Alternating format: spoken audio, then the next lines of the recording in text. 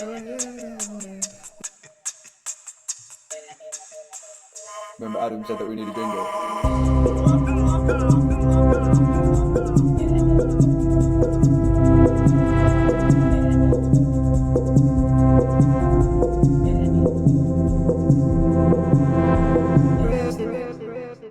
Howdy everybody, and welcome to the Praise the Pickle podcast. Woo! Yeah. Oh, woo! Sorry, I forgot you, to push thank the you. woo as well. Yeah, that's part of your role as a co-host, but that's fine. That's fine. We'll give you a few more chances. This is the Praise the Pickle podcast, where we talk about video games, everything we love about said video games, everything we hate about said video games, and everything that we find incredibly mediocre about said video games. Who's pumped? I am. Yeah. Oh, I have a Wait, what did you call it before? Was it Benji Blunders or was it the Kev's blunders. Kev's Blunders? Sorry. What do you mean Benji's blunders? I never blunder. I don't know. I think it's because it rolls off the tongue easier than Kev's Blunders. I realised last week that I said something that was completely wrong. I'm ready. Go on. Where I was talking about this game that I'm hoping a lot of you guys played, iDarb. Yeah. I've played those. Yeah, I kind of said that it was Rick Ross that pops up on the screen. It's not Rick Ross. Rick Ross is a completely different person to the person I was thinking of. It's actually Rick Astley. Rick Astley. Yeah, because he comes up and chat. Rick rolls you, and then I realised during it, I'm like, wait, Rick Ross is something completely different. Did you know that Rick Astley's a real person and I met him once? Yes. Yeah, I'm very jealous. Did he do the dance and sing to you? Yeah. That's all he does, isn't it? He just walks down the street doing it. He's actually like severely disabled, and that's all he can do. It's just sing that. So whenever you go up to me, can I have your autograph? He just goes do do do do do do do. He has a whole band with him and everything. Just follows him around. God, that song must haunt him, man. Bless his little concert. I think I saw not too long ago that he was talking about that he got invited to someone like a big person like something like Bruno Mars or something on the stage, and no one knew anything. But as soon as he played that one, everyone was loving it, and he's like, sometimes it's really nice seeing all these people like just loving you, and I mean like. He never got big enough to play on massive stages. So now that he's kind of become a meme, but big in that way, that seeing all these masses of people singing his song, he kind of likes it, but I think it does probably haunt him. Like, that's driving mental, man. Imagine I get sick of a song within like 6 months. Imagine a song's been there your entire life. Like, drive me insane. Anyway, this is where we talk about games, not music. But so let's just jump straight into the feedback. Go on, Kev. Yeet. So, 2 bits of feedback from the 2 people who have a passion and love for pickles. Yeah. The only 2, apparently. Skinner! And the lovely Happy Pickler. Indeed. What do we want first? You guys can choose this time. Let's go for the Pickler. The Pickler, the Happy Pickler. See what random questions you got for us this week. Oh, yeah, hopefully. What's your favourite type of microwave? I have actually just seen the question, so. Oh God. Hello, Pickles. Hello. Dan. Oh, hi. Imagine someone walks up to you and went, hello, and you just stood there looking at him. Dan does that all the time. Right. True. Yeah. Hey, Dan just walked past you. I'm missing all my cues today. I'm sorry. Go find them. Last episode was amazing. I laughed so much that I kept missing bits. I think Kevin's approach to crayons was spot on. It's the other 2 with dodgy minds. Hey, no, Hey. don't even, no, okay, no, you're just too innocent-minded. That's what the problem is here. Okay, the way Kevin described it had a lot of issues. Okay, Listening back, I'm like, this is not good, Kevin. no, Kevin, it was not good. I was listening to it on the tube and I couldn't stop laughing, man. It was awful. Me too. Is it really sad that we're like? I think we're our favourite fans. I think so. Yeah, I'm definitely our number one fan. Fight you for it. You remind me of in Dark Souls, the guy that always hums. When he talks to me, he's like, Oh yeah, yeah, that's Dan. Yeah. Was fascinated to hear that what you were saying about virtual reality games. I just assumed it was like being in the game and didn't realise you needed to accustom yourself to the feeling. I would like to try it one day. Yeah, You should. Everyone should try VR. you should go out and get yourself on, see what it's about. And Yeah, then, get the PC one as well. So I mean, spend about 1,200 on a PC, and then about what was it, 1,000 on a Valve Index, something like that. Yeah, that's a beginner set. yeah. I mean, we don't know how rich or poor you are, so you could just Yeah. I mean, the other alternative is PS4 and PSVR, but like you might as well go full whack, yeah. And if you can't afford either of them, just close your eyes and imagine something. Yeah. That's basically what VR, isn't it? Yeah. But with your eyes open instead. And you not choosing what you're seeing. There were so many other points I wanted to comment, but I can't remember them now, and have not had time to listen to it all again. Next week, I'll make notes as it goes along. Yeah, so you should. I'm looking forward to our next argument about games. Well, hopefully the next argument will be about second Senua's Sacrifice. That's a long way off, man. I need an argument before then.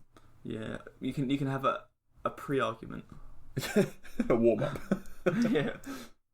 This one won't be in a Morrison's car park. I forgot about it. This week I have a topic of discussion. Oh God. Are you guys ready? Can you guys brace yourself, please?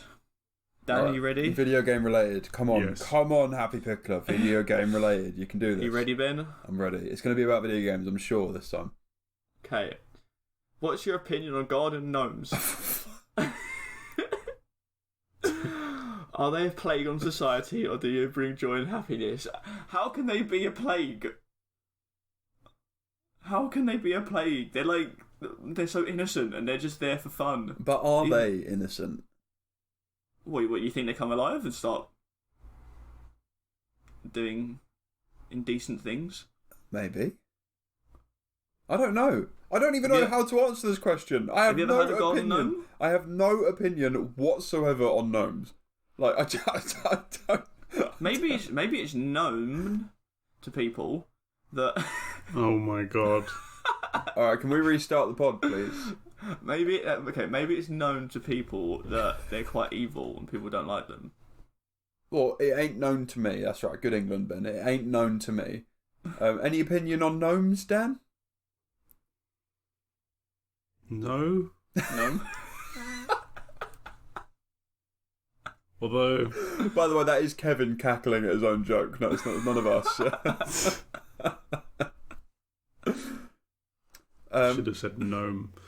I kind of like the idea of cutting the bottom off and putting them on like little remote control cars and just having a swarm of them drive around the village.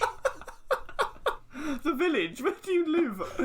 In a village. Oh, okay, shit. Well, you see that quite often. I mean, that would be pretty cool, to be fair. I mean, Yeah, I just want to make it a thing. Gnome racing. Let's do gnome racing. So you think quite highly on garden gnomes? I think Not at the moment. I think they're incredibly boring, but I think there's a lot of potential there. I think like to conclude, I think garden gnomes just have a lot of untapped potential. I think that's what Dan's trying to get at. Yeah. Dan, could there's We a could make it an market- Olympic sport. We could have like the gnome yeah. race, the gnome toss, Yeah. gnome the toss. gnome jump. Just And using- people can get like custom gnomes built, like to be more aerodynamic and stuff. Oh yeah. Perfect weight distribution. Yeah. So like it will start Well, off with just like your standard gnomes, yeah, and then eventually you'll get gnomes with like cycling helmets on and stuff, like leant over to sort of get the aerodynamicness of it, and there's a lot of potential here. I think this is what the gnome market needs. Do they need to have like a specific like set of rules to follow and criteria to meet? Otherwise, eventually sports work. Yeah, okay, yeah. Because eventually, it might not be classed as a garden gnome. It might just be, I don't know. I don't really know. I haven't really looked that much into garden gnomes and what makes a garden gnome. But you know what I mean. There's a very strict set of criteria. So are we going to make this a thing then? Are we going to hang up the praise? Yeah, are we going to hang up the Praise of Pickle podcast boots and open up the Gnome Olympics? Yeah. Gnome javelin. Gnome swimming. How would gnome javelin work? They've got like pointy hats, haven't they? So you just like make a really long one. How would gnome swimming work then? Just a really lanky gnome. You just lob it. You take your gnome and you chuck it in the pond. What's he going to do? They're all going to sink, aren't they? Well, yeah, they're just not very good at that sport. And they're off. And they're done. and they've drowned. Alright, that's enough gnome talk. Yeah. A video game related question next week. Have Pickle, yeah? Cheers. There is a video game about gnomes. Is there? I think. Yeah. Romeo and Juliet, the movie, the video game. What? Romeo and Juliet? Yeah, was there a video game adaptation of Romeo and Juliet? I have no idea what you're talking about. It's a good name though, very clever. It's a film. It's got what's his name? The one that's in everything on Netflix. Stevie Wonder. No. Oh, what is his name? I can't remember his name. But anyway, I don't think there's a game. I'm sorry. And to continue saying, looking forward to Monday. Your happy Pickler. P.S. I like my eggs fried slowly in lashings of butter. That's number one.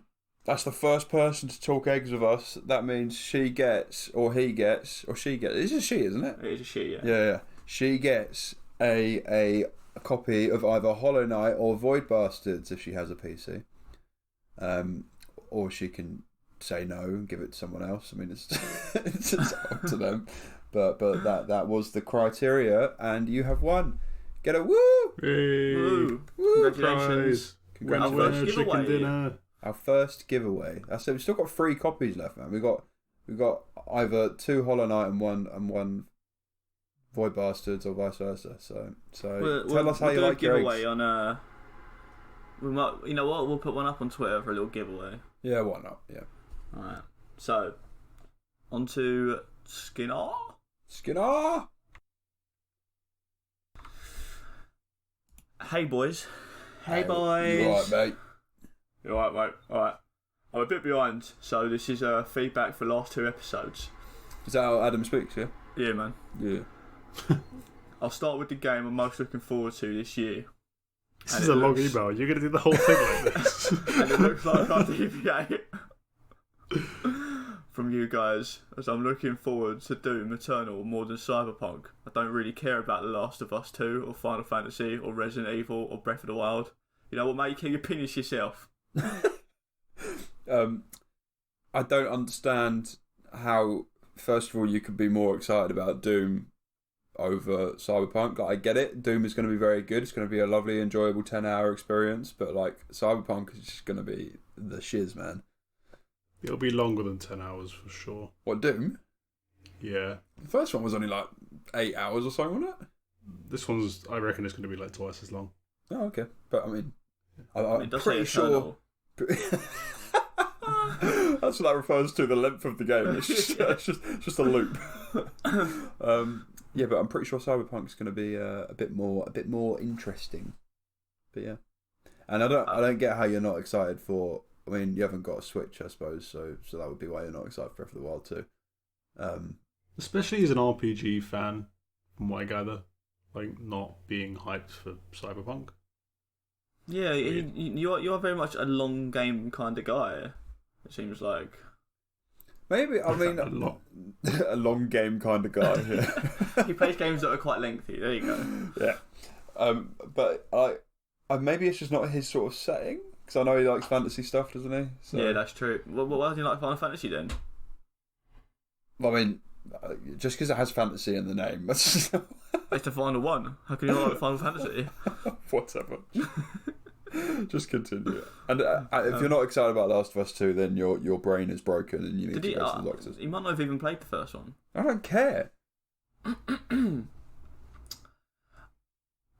always feel a bit sad when I hear about the downfall of game stores. As I remember, when I was younger, beeline is straight. You know what? It took me a long time to know what that word was. I was like, belingeling? Belingeling?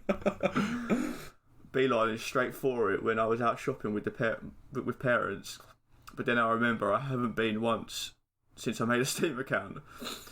I no longer feel the need to get physical copies of games, so I never have any reason to go in them now. But I agree with you on bookstores. I also prefer to go into the physical bookstore like Waterstones to get my books. See, I'm starting a revolution. Everyone agrees with me, man. I mean, what Waterstones and games should. All right, Kev, enough of the accent. Just read it out. Oh, that's boring. Because they have a nice atmosphere to shopping. The staff leave you alone to browse your shelves, whereas game I always remember being pestered by staff every few minutes asking if I need help, and it always puts me off going to stores that do that. I agree with that completely. I hate when you go into a store and they're like, do you need any help? And I'm like, bro, I've just walked in the shop. Let me Especially when you're drunk and you've just walked in for like a packet of crisps and you're just staring at the aisle of crisps trying to work out which one to get, and somebody comes up and they're like, what are you looking for? And you're like, just some crisps. And they go, oh, they're right here. And I'm like, yeah, I know. I'm looking at them. Sorry. But maybe traumatic event from my past. Maybe it should have been like, I don't know what crisps to get. Can you help me with what crisps I should get? And you could have a full-on discussion about like what the best consistency, the best value for money, the degradation of the the degradation, yeah, of the crisp. Yeah. What crisp did you get in the end, by the way? Yeah.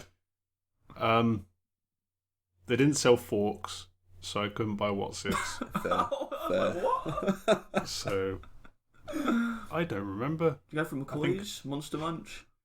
Oh, I think I ran away and cried when somebody spoke to me. So that is the sign of a stable human being. Would you like any help? Ah! Hands up in the air, just runs out. Come back.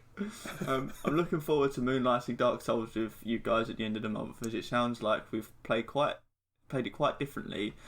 As it sounds like you co-opt a lot, whereas I played a more solo experience. I'm also looking forward to Ben's salt regarding PvP. It's not salt, okay? I just found it really annoying. I should have had the ability to turn it off, but I didn't, and it was annoying. You did. I mean, just to be fair, offline. Yeah, but I can't play co-op then. Ben, I've thought about this a lot, and there are some points I want to bring up. It's That's to fine. Convince you as to the you know what? Actually, Dan was the one that made me come round with it. We can discuss it, okay? We can discuss it during the Moonlight episode. I'm just saying that the gameplay is going to be like a 9 out of 10, right? But with the PvP, makes me double check it, double think it, you know. Ben's just really, really bad at the game. Yeah, so really when somebody comes in and kicks his ass, he's like, oh, it sucks, I hate this. Dad, to be fair though, towards the end of the game when I played the strength build, I killed any invader in like 2 or 3 hits. It was absolutely ridiculous. And but you couldn't beat any bosses though on your own. I didn't need to. Oh. I had my boys. Pickle squad roll out. I killed a few bosses by myself. Did you? What ones? I killed the dancer. You killed Vought on your own? Who? like beastie one with the mace in his hand. I think it's like the second boss. Oh yeah. We all I did killed like a the fair first. few by myself actually. I killed the Gungor champion dude in the dark Firelink place. You know when you go back and it's dark, and then there's. You killed him on your own, did you? Yeah, I killed the slug lady, the devourer of wilds thing at the top of that Anhor place. Yeah. Devourer of gods. Yeah, that one. I'm sure there was another one I killed, but Fire demon. No, I did that with you guys. To be fair, that was a pretty easy boss, but it was just easier to do with you guys. You know when you just want to get through the game and it's just like... You probably didn't even get to that bit, did you? The fire demon? As in before, how would you know it's an easy boss if you didn't do it on your own? Just... You can tell if a boss is easy when you're fighting him. Doesn't... Just because there's other people there, it's not... I'm sorry. Okay, you know what? Let's get more into it. All right. We'll get into this on the Moonlight episode.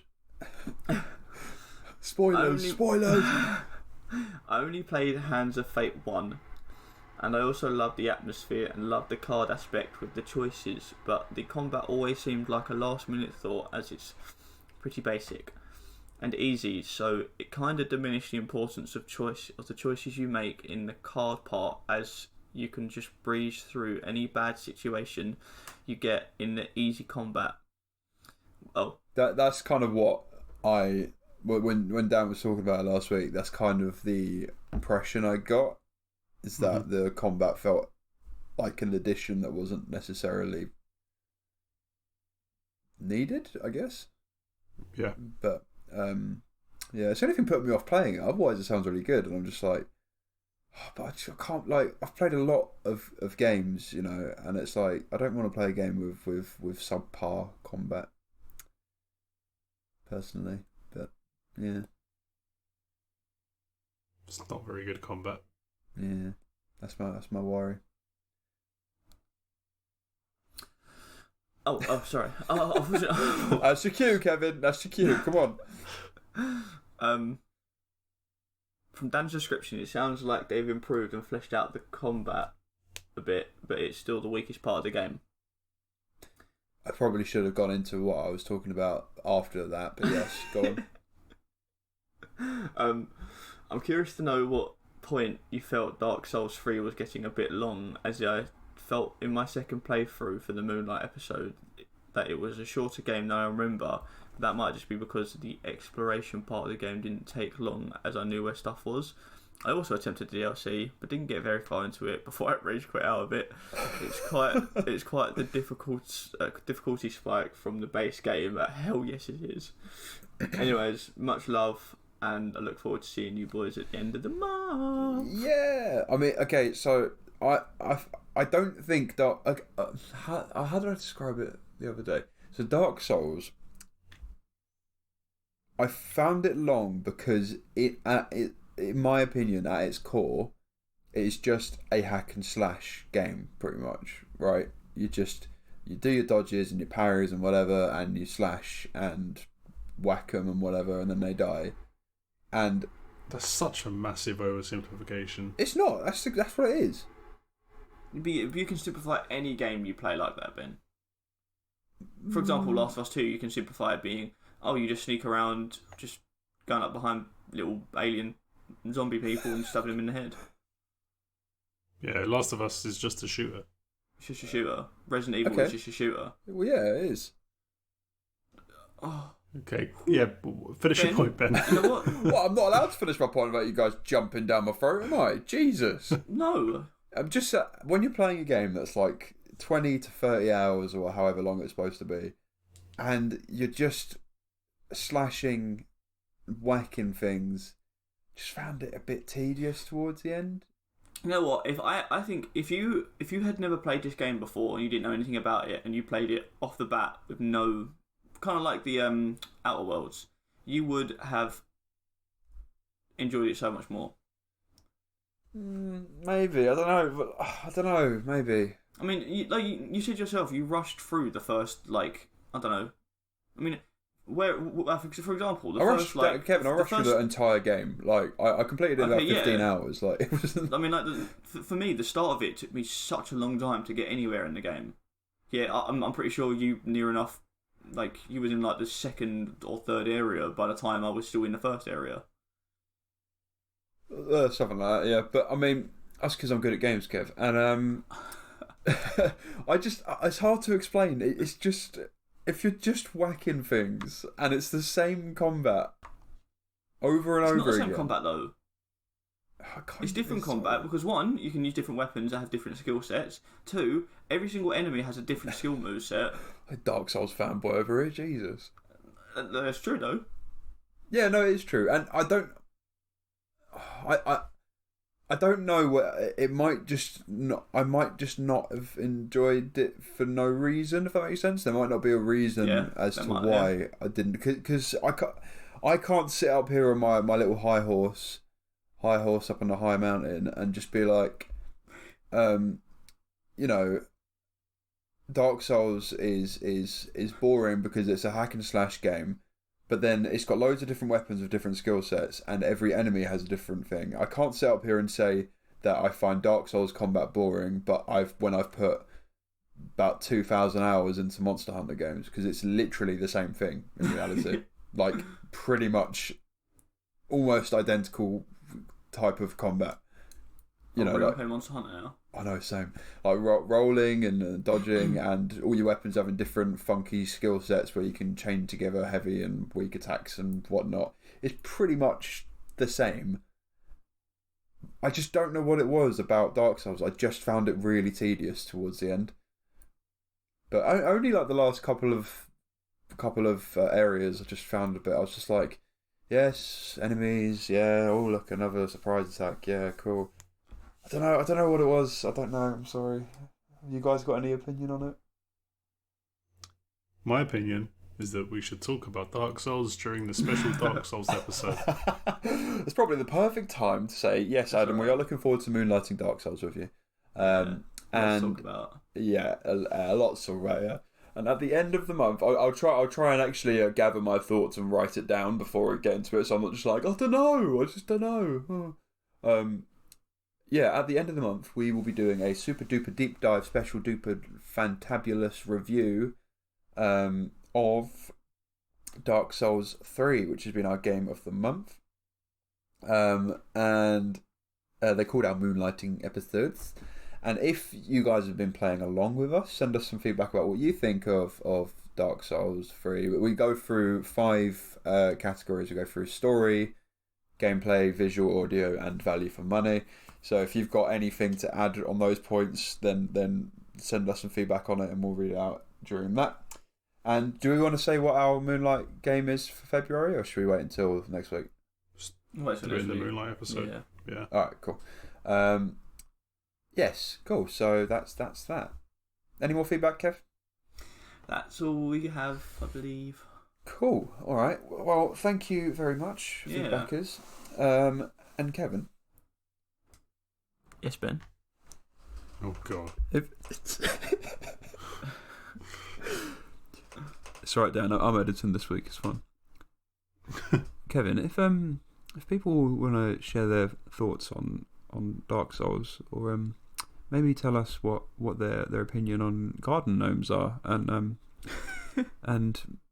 or maybe they want to ask us a gaming related question, perhaps, like as we are a video game podcast would be dandy. Can ask us anything from what our favourite SNES game to what our most hated PC game is. I don't know what I'm saying anymore. Kevin, if they want to do that, then how do they do it?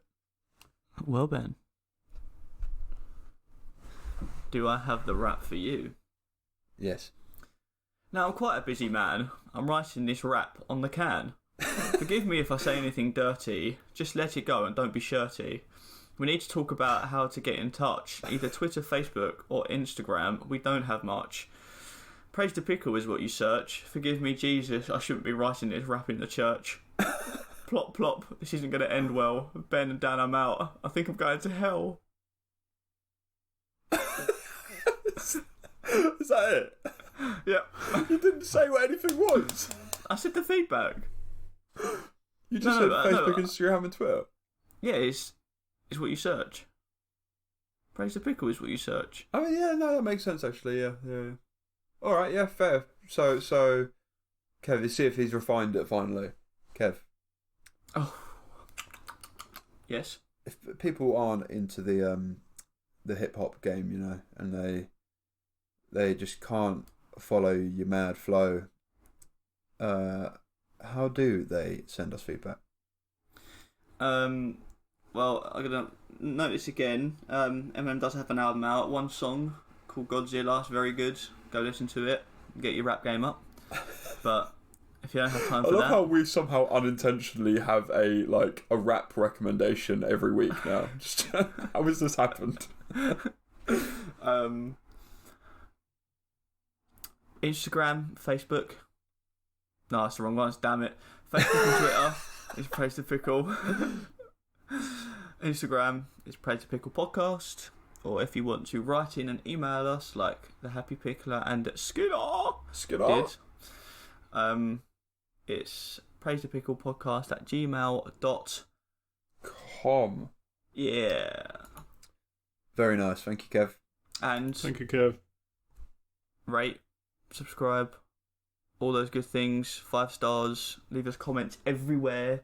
Even if you just say frog, it's feedback and we enjoy it. Exactly. And that's Dan's name on Steam, so... Oh, God. You're right. Invite. Wait, is that your name on Steam? No, it's not anymore, is it? It's my name on something. It is on something, isn't it? I don't know what. Yeah. It's his name in real life. His code name. I can't remember. You're going to get bombarded now, watch. Oh, yeah. All my super fans are going to come out in the woodwork. All right. It's actually, it turns out that Dan's just a frog. That's it. Dan is a frog. Kevin, shit joke. Let's move on. Who's ready for the news?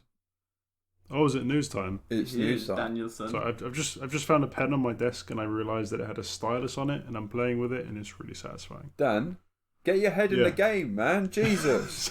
This, by the way, listeners, if you're wondering why enthusiasm or atmosphere is different, this is what happens. It's the morning. When Kevin arranges stuff on Friday nights when we're supposed to be recording, so we have to do it on Saturday morning, and Dan just doesn't do mornings. Honestly, I have to be his alarm clock on Saturday mornings so we can actually wake up for this bloody podcast.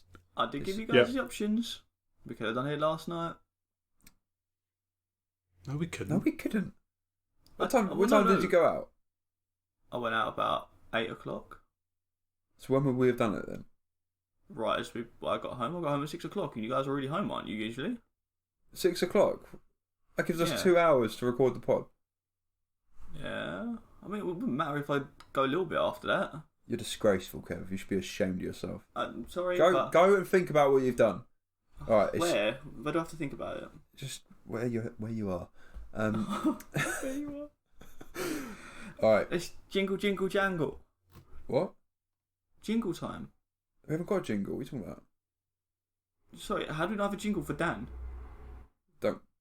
All right. This is the most important part of the episode. Kevin, we haven't done this for weeks. What are you talking about? I'm sorry, but I don't know where you've been. What? Kev, just go and think about what you've done. Dan, start the news. Oh. The news. The news. I have some news stories for yous. Oh. The rhymes. Great. Kev, Dan's trying to infiltrate your rap game. You know what? I've been keeping him under my wing. I've been teaching him the ways of the rap. Yes, thank you, Sensei. The news. I've got some news for yous. You're a great teacher, Kev. Great teacher. I know. Nothing is working. Hold on. Hold it. Okay. Which could be a number between 1 and 7. 7. 7 it is. Wait, I think I've only got 6 stories. Do number 7. Find another one. Alright, do number 5. There you go. Okay. That's a better choice. 5. There's a new game out that you may or may not have heard of. It's in early access or beta called Temtem. I've not Ashkeep. heard of this. You have or you haven't? I haven't. You haven't heard of Temtem? No. I'm very surprised. It started as a Kickstarter a little while back, and it's basically Pokemon. Oh. With a twist. So Digimon. even in the Kickstarter campaign, they came out and basically said Temtem's it a was... character from Naruto. Anyway, go on. Oh, okay. I didn't know that. They said quite openly on the Kickstarter it was heavily inspired by the Pokemon games, and they were just basically going to do their own thing. It's an MMO, and the super early alpha access or whatever it is came out a couple of weeks ago, and reviewers are going crazy about it because apparently it's really, really, really good. It's everything that Pokemon should have been, and with the hit and miss launch of the recent Pokemon games, this has kind of shown that a small indie company can make something that is significantly better. Yeah. It's got more interesting mechanics. The world is prettier and nicer. It's completely online play, so you can run around and see other people. It's co-op. It's got all these things and a really cool roster of completely unique custom Temtems, they're called. This looks really cool. I'm gonna pick it up probably. You know, I find that it's happened a lot. I'm so sorry. I'm so sorry. Ben just played the trailer for Temtem. I did. I'm so sorry. I did not. I thought my phone was on silent because it played one video and no sound happened, and then I played the next video and sound happened. So, yeah. Anyway, sorry. Go on. Yeah, I mean, hey, I know that we've touched on this a lot, but Bethesda and Fallout, you know, they were churning out this game. They were keeping it the same thing over and over again, a little bit more expanding, and then as soon as people make a game that's basically the same as Fallout, they can make it better. Yeah, it's the same situation as this. Like indie developers can make people look at AAA type games and bigger games, and they think to themselves, they're like, oh, this is brilliant, you know, like, oh, this is amazing. But then deep down, there's so much more they can do with it. Yep. I was thinking exactly the same thing. I was thinking about Bethesda, and you mentioned this because it's like, yeah. I think the worrying thing is though is that Pokemon is a franchise and everyone loves Pokemon. Like, you know, even me when I play Super Smash Brothers and I play the Pokemon Trainer and I just love playing as Squirtle, Ivysaur and Charizard, and I'm just like, oh look, Pokemon. And I'm just like, I don't know, if it was like a Temtem trainer playing these three other things, I wouldn't be. Do you know what I mean? It's like the image of Pokemon is it's like a brand in itself, so it's quite hard. People said the same thing about Fallout though. Yeah. And now that Outer Worlds has come out, it's like, did people really like Fallout that much, or were they just interested because there wasn't anything like it? I think that very much. Yeah, I mean, I prefer the look of Temtem. I think do I, the vibe of it, the visuals. Pardon me, the Temtem themselves are more up my street from the looks of it. And it just looks like a better game. And if it comes out and it keeps doing as well as it has so far, then I think it could quite easily become the go-to game for PC players at least. And it's coming to Switch and all the other platforms as well. So yeah. Oh man. So yeah, I'm kind of tempted to get it on PC because I feel like it's going to be a nice kind of chill game to just run about on. And they are talking about having some sort of cross-save functionality, so you can just play on any platform that you've got. Yeah, I mean, if they that would be so good if they did that. Yeah, I would love to be able to play, like, you know, at home and then get on the train and play there, and it'd be great. But it looks really good. It's got some anime type introduction trailers and things as well, so it kind of feels a lot more like Pokemon. Yeah, it looks great. So basically the news story is that it came out into early access the other day and it gathered so much success that the whole the network, the service behind the game basically completely crashed and fell over, and there were queues of like 10,000 people at a time, and that is mad, man. It came out on the 21st of January, so it came out 4 days ago, and it's already got 5,820 positive reviews. It's crazy. Reviewers absolutely love it. And I think this is, again, it's one of these responses to a franchise being too comfortable. and just established and not doing anything new or original. And these people have come out and said, look, we've got a whole new combat system. It's familiar, but it's different, and it's got all these different mechanics. It's much more strategic. It's harder. We don't hold your hand. And we're doing all this online stuff that you guys have wanted for so long. And you can see the market is kind of turning around and I wonder embracing whether new ideas. You know what the Pokemon company are like. I wonder whether they're going to turn around and be like, we're going to sue you. Can't do this. Yeah, I haven't looked at it. Because I am looking at a clip now, and it is very, very similar to Pokemon. Yeah. I can't imagine that though. That they, I mean, obviously they're going to find everything they can probably if they do try and sue them. They've probably got a team of about 100 people at bloody Pokemon Company right now, just playing through this game, writing down every single thing that's bloody similar to Pokemon. But like, I would have felt that Temtem would have put something in place to. I mean, look at Outer Worlds. They near enough did exactly what Fallout is. They just changed it a bit. So there must be some kind of Pokemon don't own turn-based combat. They don't own monster collection. I know, games. but I think it's more the animations. Like, I'm looking at this and just thinking, it literally just looks like a more polished Pokemon. Are they got like Pokeballs or Chem balls? These cards, they're like data cards. So you throw those and. But like, so there's it makes more sense. It's like as a well, GIF, but like where you see a character run along into the tall grass, like in Pokemon, and then like the sort of animation into the battle looks very similar to Pokemon. It's like I'm looking at this clip, and in my head the music for that music is just playing in my head while I'm looking at this. So I'm just like, I do wonder what Pokemon's response will be. Yeah, I might pick this up this week. I'm tempted. Yeah, I need to. I've got a lot on my plate again, play wise, but I'm tempted to pick it up. If you pick it up, let me know how it is. Obviously, let everyone know how it is because we're a game podcast and we talk about the games that we've been playing, everything that we love, hate, and find mediocre. Anyway, yeah. Do you reckon that sometimes these companies get very sucked into being scared to change? So, for example, Pokemon have had the same combat system, it's basically been the same game, a bit more polished, a bit more expanded, with a few extra things to do. Same with Fallout, it's basically the same thing. It's just more polished, a few more, it's a bit bigger, there's a few more things to do, more dialogue kind of thing. They're too scared to change what they have. I don't think they're scared. The core fan base.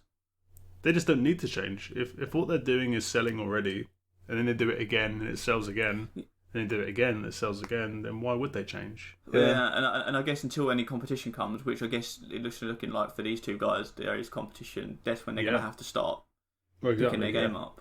Any competition is good in this industry for sure. I think there's certain genres of game where they're scared to change, like fighting games, for example.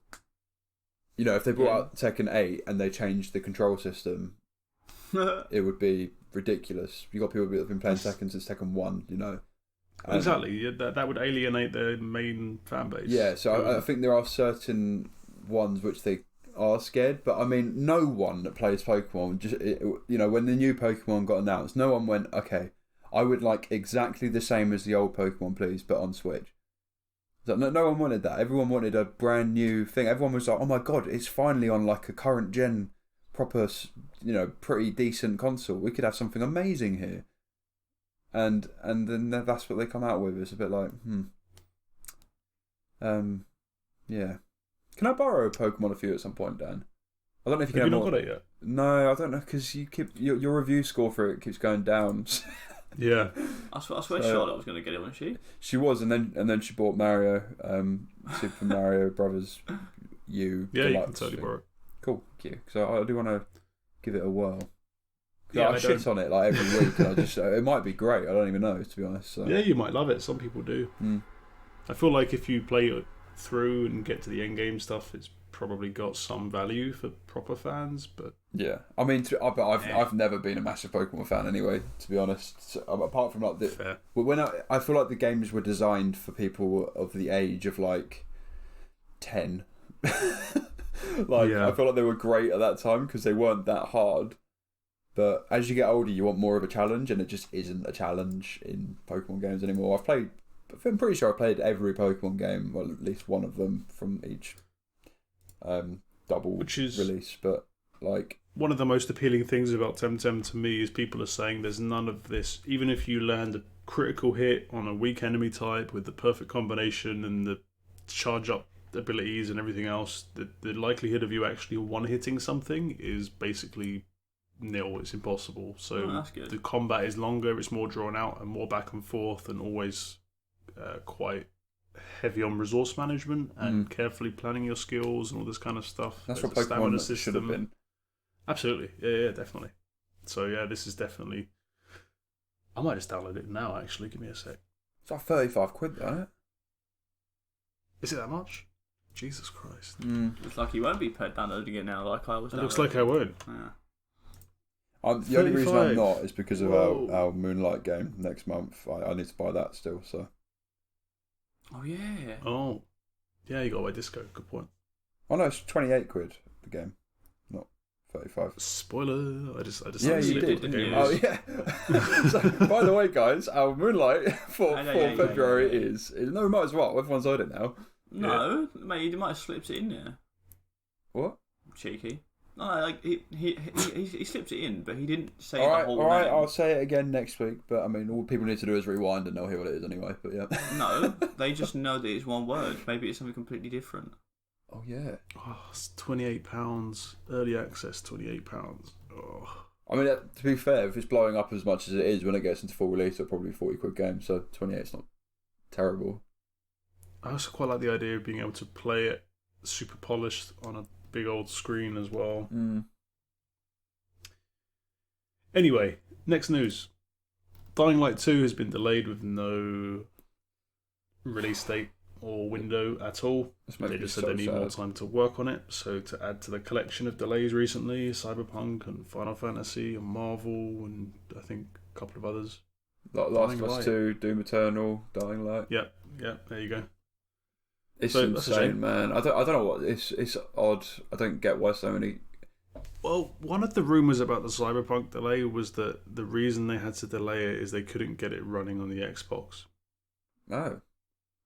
Yeah, not very well, at least, not to their standards. So I suspect we're going to see a pretty harsh downgrade for the current gen consoles. But they just need to. I mean, why do they need to delay it? Can't they just go into it, click options, and then, put the texture down? Yeah, but no. So is that not how it works? If only Ben, it was that easy.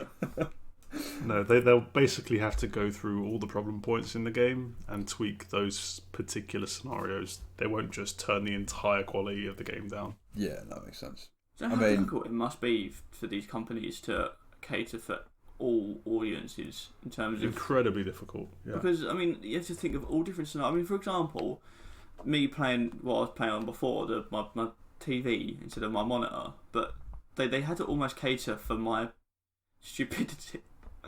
To be and to kind of get the game running, because I don't know. It's mad clever. I was having a look at it.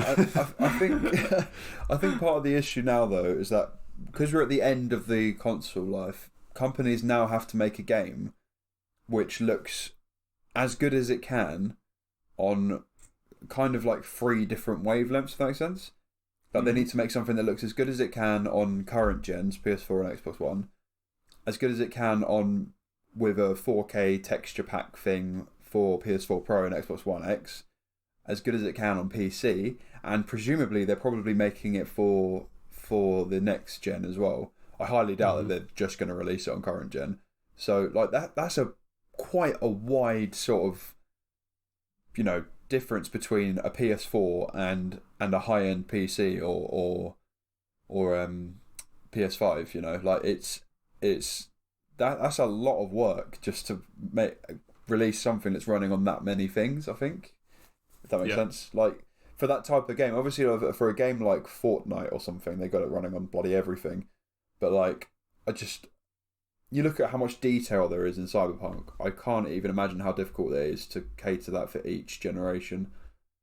It's going to be bonkers. I also think I don't know why anyone would buy it on PS4 when if they have any intention of buying a PS5 or an Xbox Series X. Like I don't know why anyone would buy it on current gen. Just wait a couple of months and get it on the next one. Even if you can only get the backwards compatible one, presumably there'll be texture packs and whatnot, so you can make it look really pretty.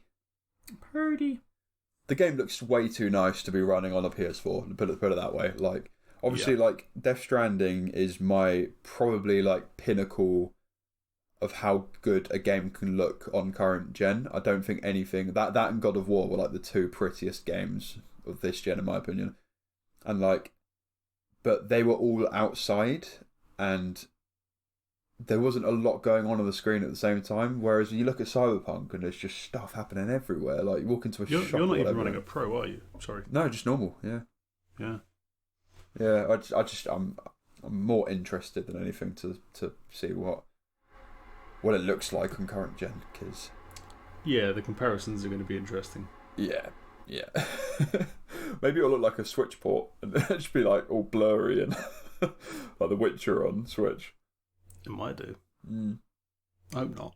I hope everyone gets to experience it in a high quality, at least. I as much as I'm a PC Master Race jerk, I do want everyone to experience this game in the best possible way. So I'm sure they can do a good job of it. If anyone can, it's them. So yeah, Witcher still looks good. So it does. I was saying that the other day. I was playing. I think it was when I was downloading that game, Call of Duty, and I had 165 gigabyte download, right, which is insane. And then I was like, but I downloaded Witcher a few weeks ago, and that was 40 gigs or something. No, not even that. It was like 20 gigs maybe, and it looks so much nicer. And it's like 5 years old. I was just like, how Call of Duty have got it so wrong, or CD Projekt have got it so right? I don't know. It's like but anyway, go on. Lots of delays is the story, and I don't know. I don't even know how did we go on that tangent. I don't know. But, speaking of CD Projekt, actually, yeah, go on. You guys, last week, it went right over your heads twice. Oh yeah. I'm sorry. Yeah. So I was like, wow, cold room. I was like, tough tried crowd, to make Jesus. Tried to make it funny. Nope. Yeah, I didn't. And he was like, Polish, Dan. I was like, yes, Polish, Ben. I know. I even like tried to bring you up. Yeah, I'm sorry. He tried to make a mick out of him and he made him fall of himself. Yeah, I mean, for those that do know, CD Projekt Red is a Polish company, so that's where that came from. And it's a Benji blunder and a Kev blunder. Yeah, don't try and pin it on me. It was a Bev blunder. Yeah, it was both years. A Bev. Cool. Yeah. So moving on from delays, Valve has said that the likelihood of Half-Life Alyx being delayed is at the moment 0. So it's promising. And on top of that, ahead of release, they're giving away all of the Half-Life games for free. I don't know if I mentioned that last week or not, but so Kevin has no excuse now. He has to play them. Yes, you do. Maybe skip Half-Life 1. Yeah, I'd say that's I quite feel old like now. you'll struggle to get into that with modern graphics and whatnot. It does look a bit dated now, but Half-Life 2 still looks really good. Yeah, I would potentially, maybe, if you look up on the Steam Workshop, look to see if there's any like mods to make it prettier, because it doesn't look as good as I thought it did in my memory. Because Half-Life 2 was one of the games I was looking at for Moonlighting in February. I thought it could be quite cool, but it doesn't look as good as I remember it looking, if I'm honest. so maybe Half-Life 2 looks alright. I don't know if it did. Half-Life 1 does not. Yeah, have a look anyway, because Steam Workshop, the mods are so easy. You literally just click install and that's it. So, alright. Yeah, because if there's any, I imagine there probably will be some like mods to make it pretty. Enhancements. Yeah. It's like when I played Skyrim on Steam, I went on the Workshop and downloaded all of the super duper packs on it. So I had like the most realistic water I've ever seen. It was like nearly as good as that water in Minecraft. Then That was crazy. it wasn't The mod it? pack on Minecraft. That was probably the best looking game I've ever played. It was absolutely Minecraft insane. mod packs are stupidly good. Yeah, So much variations in them. yeah. Anyway, go on. Dan? So the next thing is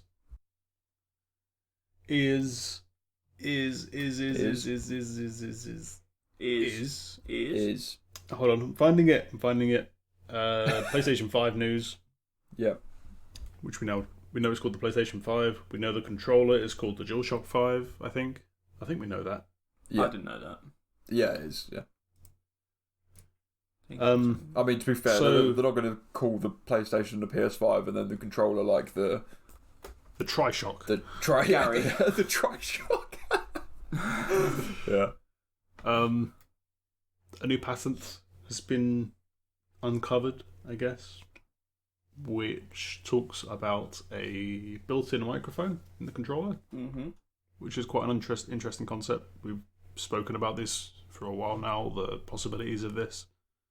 If you have a headset plugged in, we already have the Sony Assistant thing, which doesn't really do much, but you can say like, hey, PlayStation, Hi. launch Minecraft. NAC 2 or whatever. NAC 2. Has anyone ever said that, do you reckon? Launch NAC 2. Yeah, Ben. Yeah. Dan did. Yeah, Oh, there you yeah. go. Originality. So it doesn't do much, but the way the industry is moving at the moment, it feels like they might be working on some kind of more advanced AI assistant type thing. So you'll be able to say to your console, regardless of where you are, like in the room, you don't have to have a headset plugged in or a camera plugged in. You can just be like, hey PlayStation, show me how to get past this boss, or where do I go from here, and it'll be able to bring up YouTube videos and search things for you, and be like an actual live gaming assistant, which is kind of cool. That is I quite think. cool, yeah. Yeah, there's been plenty of times where I've been in the middle of a game and had to alt tab out or pull out my phone and like look something up, or but it'd be nice to not have to do that anymore. Hey, more immersive. PlayStation, beat this boss for me. Okay. Okay. Yeah, I thought it was pretty cool. Nice. Yes, agreed. What else have we got? Oh, but the pattern was for so that's the pattern itself was old news, right? Because that PlayStation assistance thing was that was like leaked last year at some point. But I think the news is that the controllers are gonna have mics in it.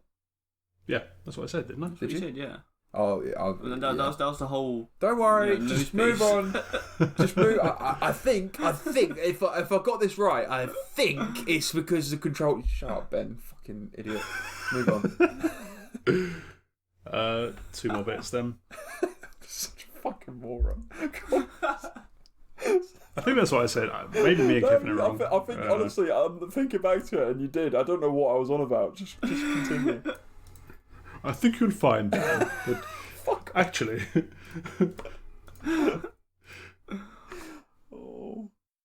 So Ubisoft have finally decided to put through their lawsuit towards a company who I will not name, who are the company that provided the subscription service for DDoSing, distributed denial of service attacks. Well, people might not know what's DDoSing. So the symptom of this were people who were playing Rainbow Six Siege last year were having their servers shut down and lagged out by some kind of malicious network attack, which is basically what a DDoS is. It's where you flood a destination IP address or service with tons and tons of requests, and it causes it to hang and shut down, basically. Cool. So the company you're that was playing against someone in the game, they don't like you or whatever, and they can DDoS you, so they can find out what server you're in and flood it and cause you to disconnect. Yeah, exactly. So the company that was providing this service, I won't name, but they provided it on both a monthly subscription of £23. That's what, $27 or something. And they also provided lifetime access for £230, which I think is quite ironic considering this company was never going to be around for a lifetime. Everyone knew this. That's optimistic. I find it. You know what I find crazy is that the amount of money that people would pay for this kind of stuff, just honestly, is mind-boggling.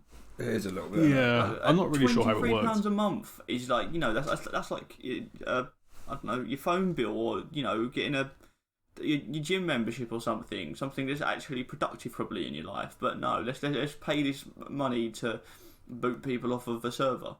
I think lots of the hacker man mentality comes from this weird kind of power complex and insecurity where people like to feel like they have power over others. And when people had this service in their back pocket, they could threaten people and say, you know, hey, don't mess with me. I can hack you. I mean, you're not hacking anyone, but... So, I'll read out the statement quickly. The reason behind the lawsuit. It states that the defendants, quote, are members of a business enterprise that provides its customers with subscription-based access to software and other online services designed to enable their customers to perpetrate targeted denial of service and distributed denial of service attacks on the computer servers that enable R6 Siege players to play and compete in the game. These attacks represent an enormous threat to Rainbow Six Siege and Ubisoft, causing irreparable harm to Ubisoft, its valuable player community, and business interests, end quote. So, yeah, I think it's fair enough. I'm glad they're finally doing something about it. I'm glad they're taking legal action, because this is quite frankly a scummy thing to do in the first instance, and even more scummy to provide as a service to players just openly and willy-nilly. So... Yeah, the fact that they thought they could get away with it by sort of advertising it as a proper service is just insane. I know. They must have made a fortune, though. Yeah, well, they're going to have to give all that bloody money back now, aren't they? So... I was going to say, I'm sure a lot of their money they made, they're going to have to lose. Yep. I doubt they've made enough to cover this lawsuit, put it that way. Yeah. Exactly. I got one more story. Ooh. Hit us. Two more stories, in fact. Oh, hit us twice. I'll end on the funny one. Yay. So, the next story, which is kind of a big deal, is that the esports community for Blizzard, so Blizzard being Overwatch, what else? Dota, World of Warcraft. What's not really esports though? What other esports games do Blizzard do? Am I missing like a really obvious one? Hearthstone. StarCraft. Hearthstone, StarCraft, yep, thank you. Yeah, so I thought there was a few others. They've now signed a contract with Google, which means that the preferred provider for their esports games will be YouTube Gaming now, which is moving away from Twitch. Now, This is a pretty big deal, especially as Twitch had a bit of a blow last year with their biggest streamers all moving over to the Microsoft competitor Mixer. Yeah. And it seems that their user base is starting to dwindle a bit.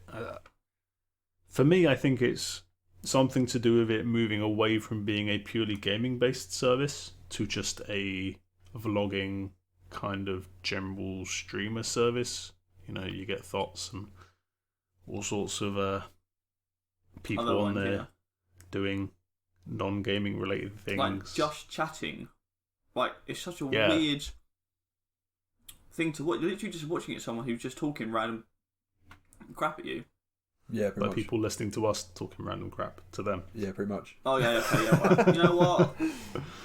Fair enough.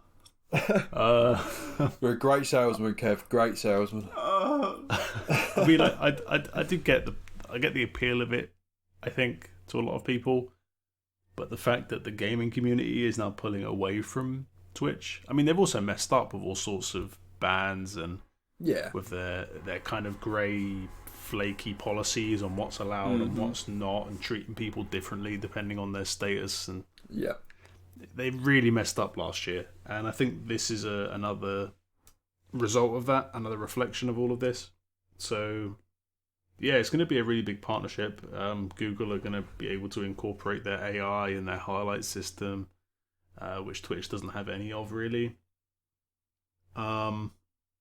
yeah, it's gonna be good. There's gonna be all sorts of personalized interaction type stuff. It's big moves. It's going to In-game be experiences. I am interested to see what's going to happen to Twitch in like 5 years, because Me too. I don't know if people have the same sort of. I don't know. It's weird. Like, surely people watch streamers for the streamer. I don't care what platform it's on. Do you know what I mean? Like, it's not. So, but Actually, then at the same time, you say that, but I'm pretty sure Ninja, he's lost a hell of a lot.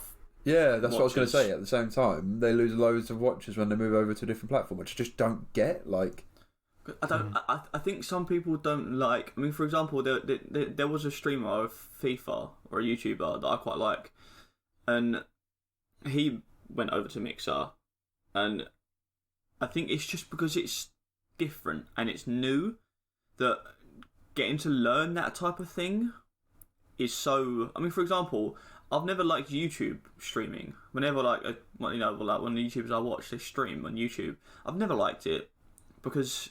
I mean, there probably is a way of doing it and getting rid of it, but if I watch it on my phone, I've just got everyone who's chatting in the chat just popping up on my screen.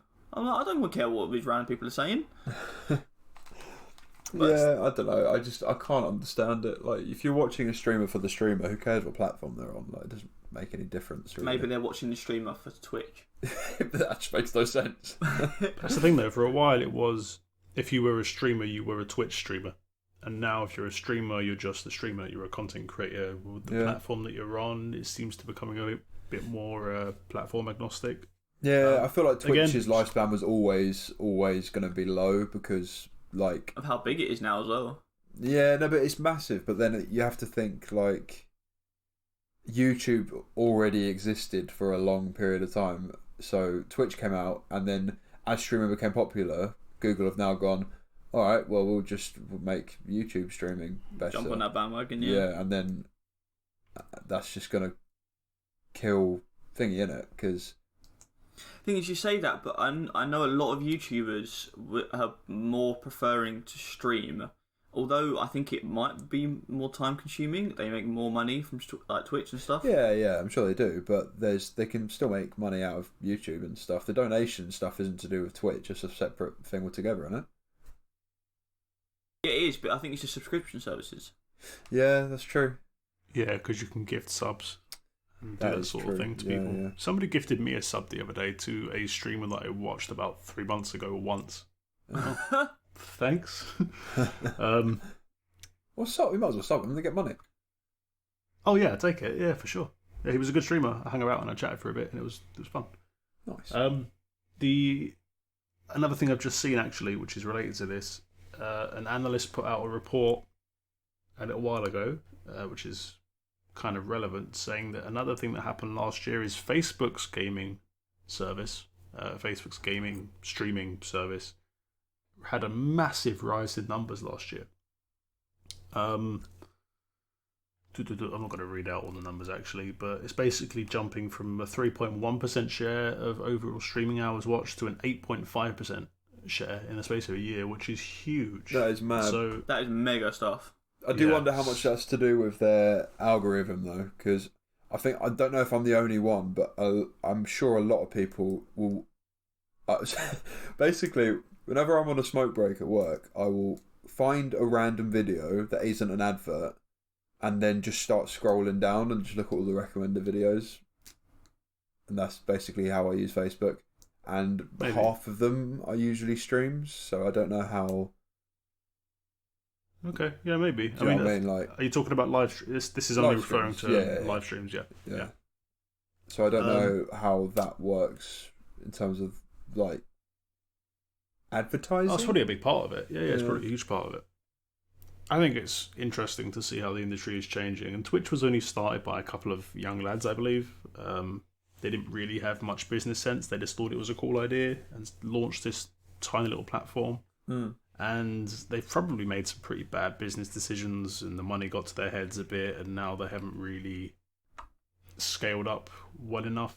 So yeah, I think that's the issue. Yeah, especially in terms of their terms of service. That's one of the biggest issues. That a lot of people hate, because it's just that is the big one. I don't even get it. Normally, you can sort of see the justification as to why they ban people and stuff like that. But like sometimes you look at it and you just go, "What? Yeah. Why?" Then YouTube have been doing the same thing. Yeah, that's true. Yeah, I mean, yeah, It's probably a trickier one to regulate than we let on. Yeah. Well, YouTube have gone really like strong with the whole like separating kids YouTube channels to other YouTube channels, and if you have a kids YouTube channel, you have like the amount more money you can get as a YouTuber is extortionate.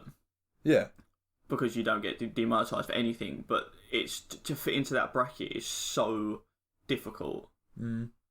I mean, there's a another one I've watched for years now is a Minecraft one, and if I was to say this guy's PG, there's nothing like he has a nice voice. It's just playing a bit of Minecraft and stuff, and he says he even struggles to go into the that bracket because it's just such a I don't know what it is about the. I don't know how it might be enough topic what you're talking about, but I know what you mean. Who defines? It's an advertising thing basically. So when an advertiser or a company goes on YouTube and says, "I've got this advert I want to put out to certain types of channel," they have a very specific set of criteria in terms of who they want to advertise with. So they, for the most part, to get that advert out to more people. So let's say it's Coca-Cola or whatever. They'll go out and they'll say, "Look, our product is for everybody. We've put a lot of money into this. We want to be seen by as many people as possible. But at the same time, we don't want to be associated with adult-only channels." So they'll just tick that box that says family-friendly. And that's why they get more money that way. But yeah, you're right. It's a hard thing to do to fit into that category. I recommend that everybody watches Nerd City as well.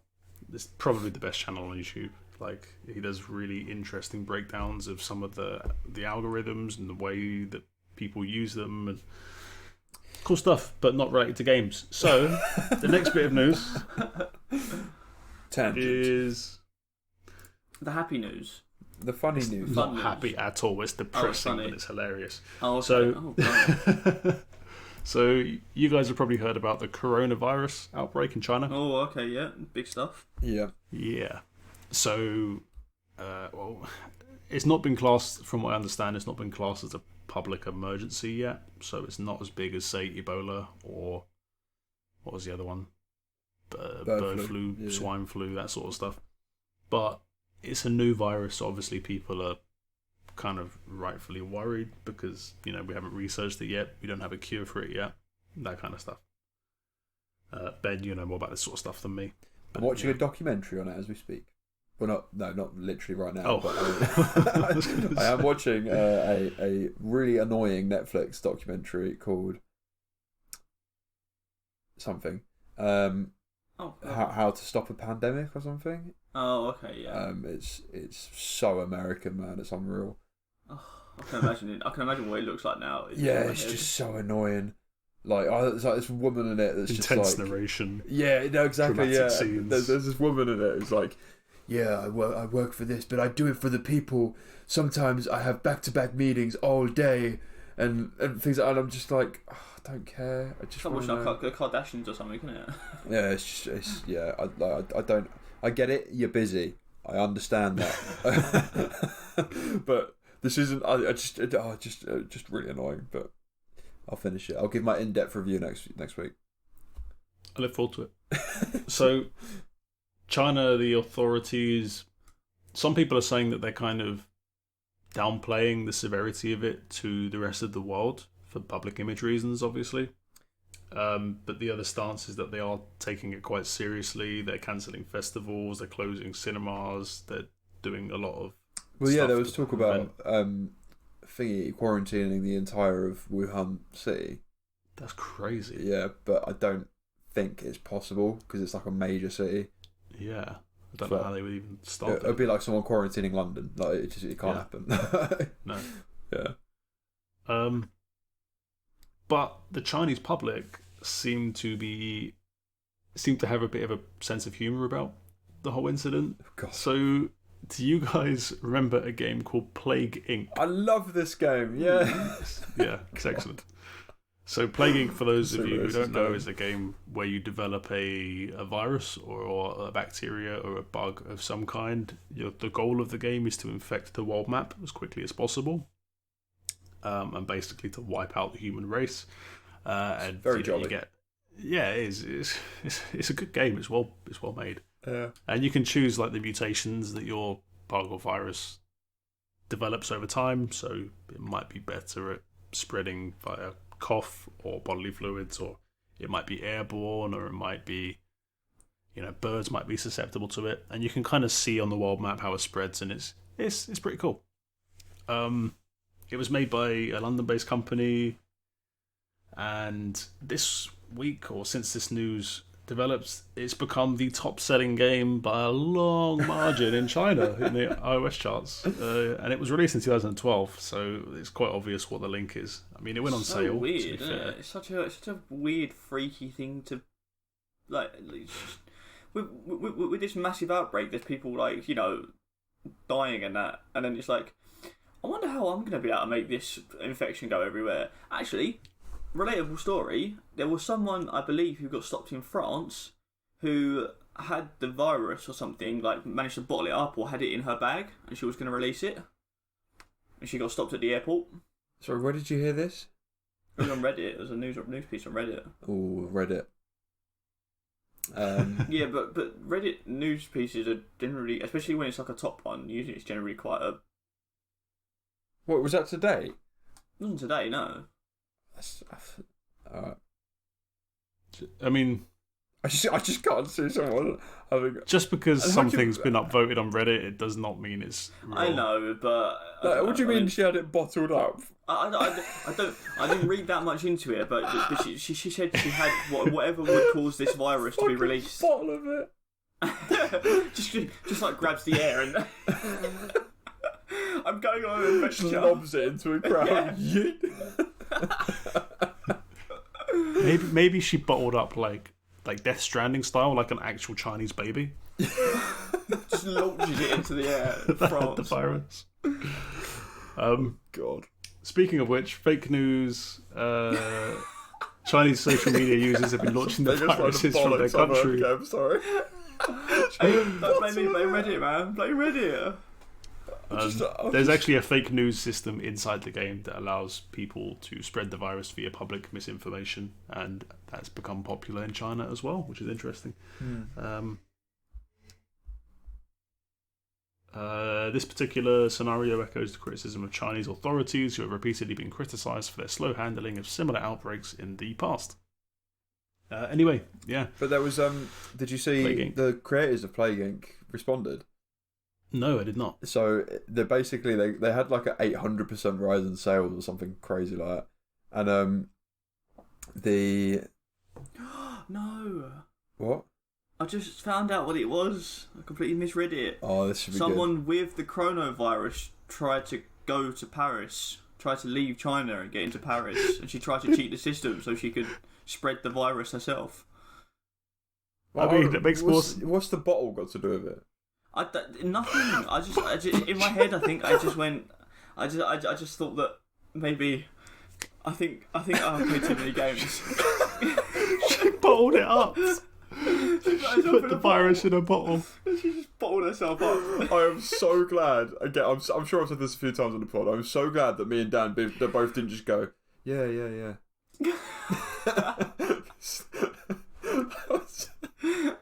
Just call me out bottle on of the virus. rubbish. Jesus.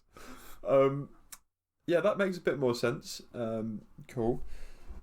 Yeah, sorry. Plague Inc. Developers responded, basically saying that the rise in interest might be due to people trying to look at it from a scientific perspective. I'm paraphrasing completely here. That they're looking at how viruses and bacteria and stuff can spread from a scientific perspective, and they're basically trying to reiterate that the game is not scientific. Realistic. Yeah, it's not realistic. Don't use that as basis, sort of thing. It's just a game. Fuels, but biology thesis or something. Yeah. So I thought it was quite interesting. And yeah. Maybe it's a theory. Yeah. Cool. That's it. You're done. That's it. Yeah. You're leaving now. You're leaving now. Yeah. He hasn't played any games this week. So yes, he bloody has, because we've been playing a game together. Yeah, yeets. Kevin, do you want to start this week? Do it. Go. Right. Do you want to save Call of Duty till the end, because we've all played it here? So let's have a look of what I've been playing. I played a little bit more Witcher. Oh yeah, I want to hear about this. What do you think about it? So you said that you can get into it. Yeah, I'm really struggling to. You know what put me off a lot was when I opened up the menu for the first time. There's so much stuff to it. There's just so like trying to get my head around everything. Like I got my first perk point to put onto something, and I was like, there's like 4 different, like 5 or 6 different things to put it on. Then there's inside of all them, there's like 5 or 6 more different choices, and I'm like, if I put it on this, does it matter this much? If I put it on this, does it matter this much? And then I thought to myself, how quickly do you level up in this game? Is it quick? Like, are these points really? Are these points really going to be important to me? And then not only that, I ended up seeing some woman who was like, like trapped out of a house, and she said someone stole her pan. Oh, that, yeah. And then initially I was like, I spoke to her and everything. She was like, gonna get my pan back, and I was like, am I gonna go on a mission to find a freaking pan? And then at first I thought she was locked out of her own house, which confused me. So then when I went to go find this pan, like the arrows were pointing me backwards into this lake that was behind her, and I thought to myself, like, why am I going over here? Like, why are you telling me to go into the middle of the water, kind of thing? I didn't realise that it hadn't automatically changed the quest by itself. I have to do that myself. And then I struggled finding the quest page first. When I finally found it, you press start and you click on the one that says quest. Just saying. No, but there's so many. Oh, I don't know. And yeah, I finally found it, and then all you have to do is just like cut down this door, and then there's a pan in there, and I'm like, okay, thank you. It's just a bit of a.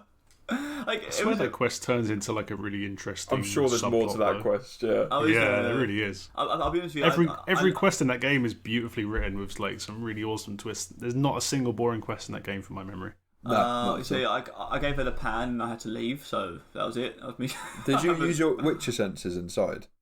Yeah. Yeah. And you saw the dead guy, yeah?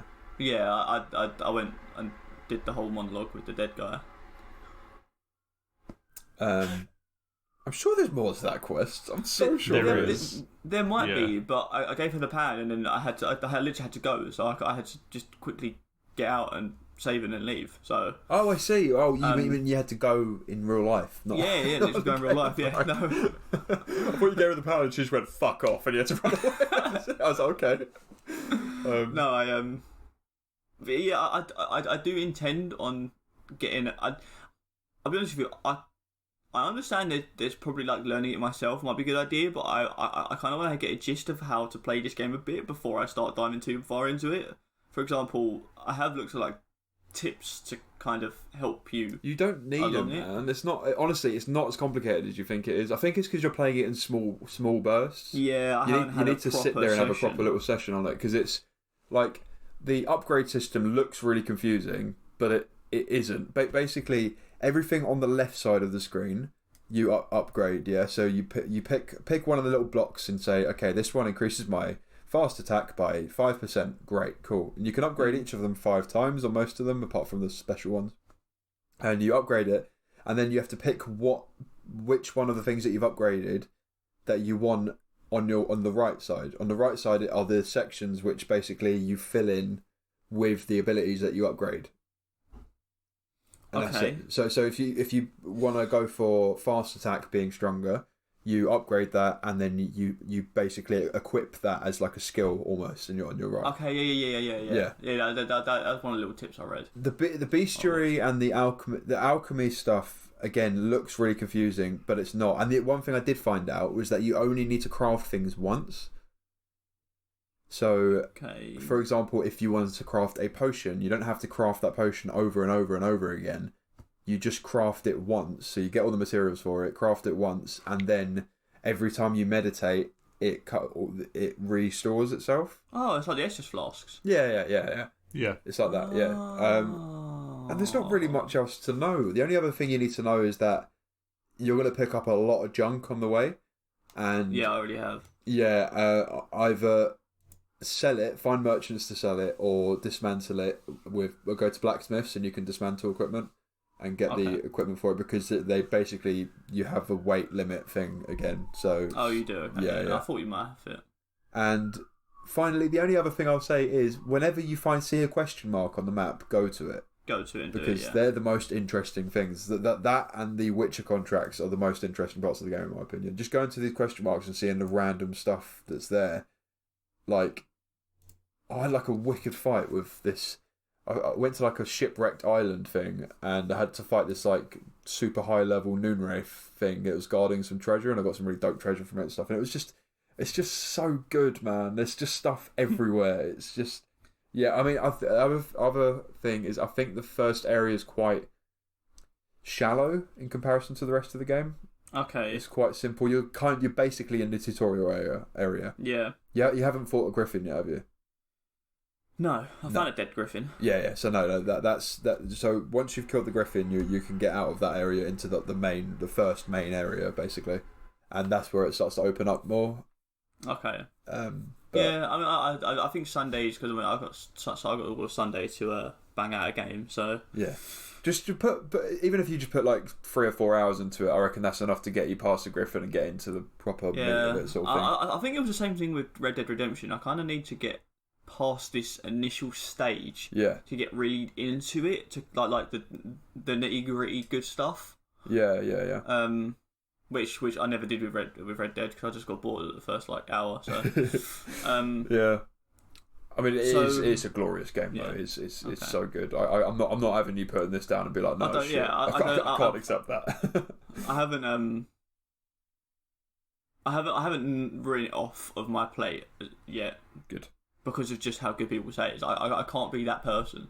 Like me with control. Yeah. Other than that, so Bubbery's You. Oh, you've still been playing it? I have.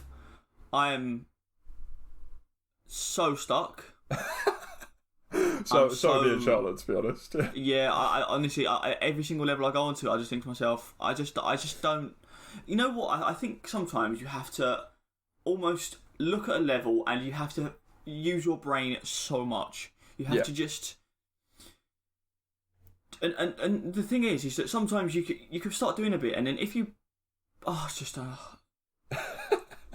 the game is such a mind, like, it just aches your brain so much. It does. Honestly, I can only play about 20 minutes at a time. Yeah, you can't, because the thing is, if you get stuck on a level, you get stuck for ages, and you think to yourself, I don't know the answer. I just don't know it. Sorry, I'm sneezing. One sec. The game I can see being, I can see the game being a lot of fun in a little group of people, because then all of you are working like almost like watching Sherlock Holmes. Yeah. I'd only ever play it when Charlotte's here, and I prefer it when Charlotte and Dan are here, because you all sort of work together to try and figure it out, and then you sort of go, oh yeah, that's the thing, and you're like, yeah, it's great, but. By don't think I could ever play it by myself, to be honest. Yeah, that's why I've kind of teethed off of it a bit, because it's just too much brain power. I get it. What other games have I been playing? Okay, so last night I went round the boys again. Leeds, and played some more Mystery Ball FIFA. Still quite jokes. Played Mario Tennis again, which is still absolute bundles of laughter. And then I played a new game that I've never played before. I didn't even know it existed. It's called Jackbox TV. Oh yeah. It's like a party game, isn't it? Yeah. Oh my god, that is a game. It's so sick. You can get it on PC. You can play it like. Oh man, we got to play it, man. It's so good. Yeah. So if anyone doesn't know this, It's almost like a game where you have to use your phone, and on the screen or wherever it is, it gives you a code to almost join that game room. Once you join the game room, you're all in together and you have to choose what game to play.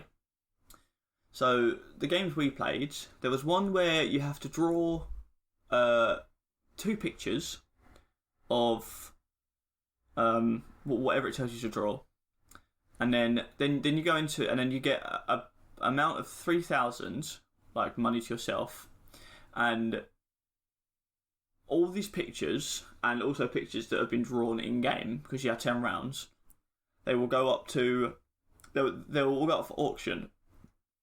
And what you have to do is you have to bid on these item pieces, but you don't know how much they're worth.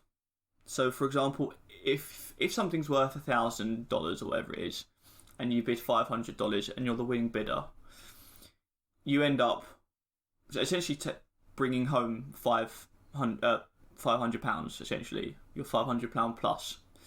But obviously, some pieces you might end up bidding 1,500, which is actually 1,000, so you lose 500. But obviously, you're bidding against other people, and you do have clues in terms of how much they're worth, but you only have 3 paintings and how much they're worth. So you have that upper hand on other people, and everyone has different clues of how much they're worth. And just the whole. I mean, the more people there are, the better it is, because you're obviously competing against other people. I have no idea what you're on about. I am so confused. Really? So okay. Bidding for artwork. What are you talking about? Yeah. So what? So once you've drawn whatever it's told you've drawn, Run us through a game from the start. Okay, so you'll start, and it will have on your phone. It will tell you something to draw, and you draw that piece of work, and you send it through. Then it will come up with something else that you have to draw. So, for example, it might be a pan of brains or something. That was one of them I had to draw yesterday. And then you send it through.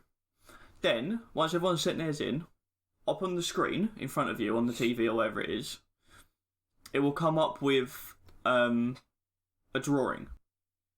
And you have to all start bidding on this drawing as to how much you think it's worth. So it's one of the drawings that one of you have drawn. Yeah, or one the computer's drawn up because you don't have enough players, kind of thing. Okay. Do you know how much it's worth when you're told what to draw? No. Okay.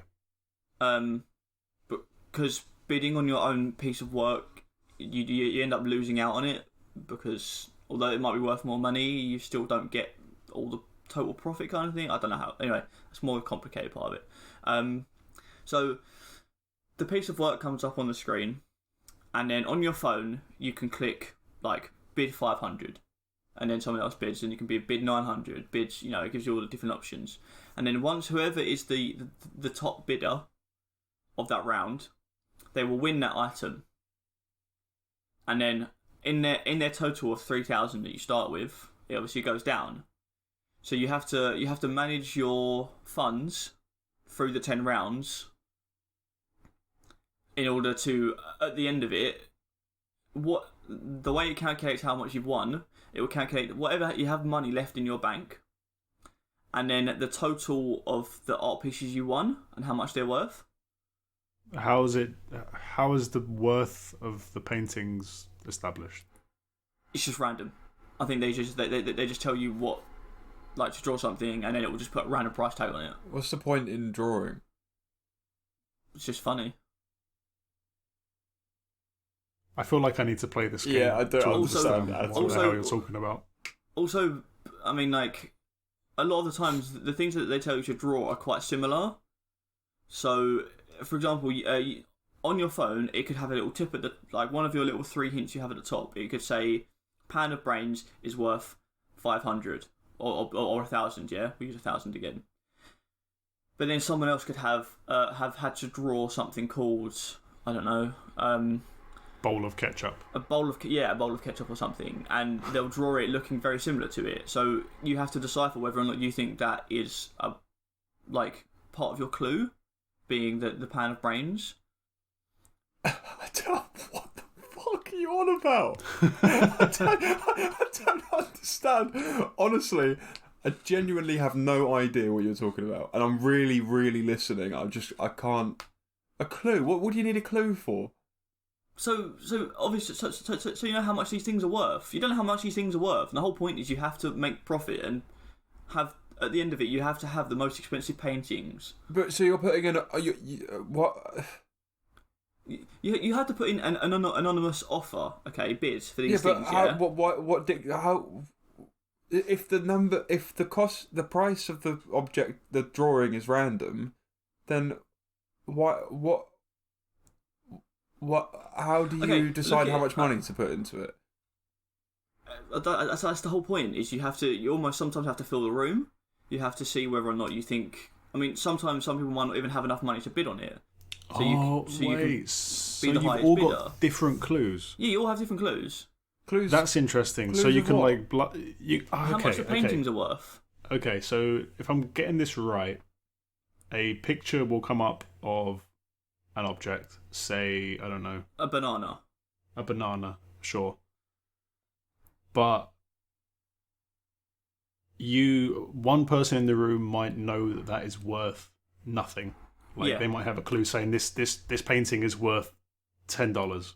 Yeah. But you, to try and bluff the other players out, could start bidding on that, knowing it's not worth anything, and the other players might be like, "Oh, somebody's got a clue that this is worth something. I should keep bidding." Yeah, there's that. Yeah. And then you can use that to your advantage. But then you might also have a clue that somebody's got saying that the picture of a curved yellow stick, because I can't think of anything else that looks like a banana. the picture of a curved yellow stick is worth 1,000. Yeah. So then there's that element to it as well. I think I'm starting to get it. Yeah. Okay. The only thing I can, in terms of the clues and hints, I can relate it to is Cluedo.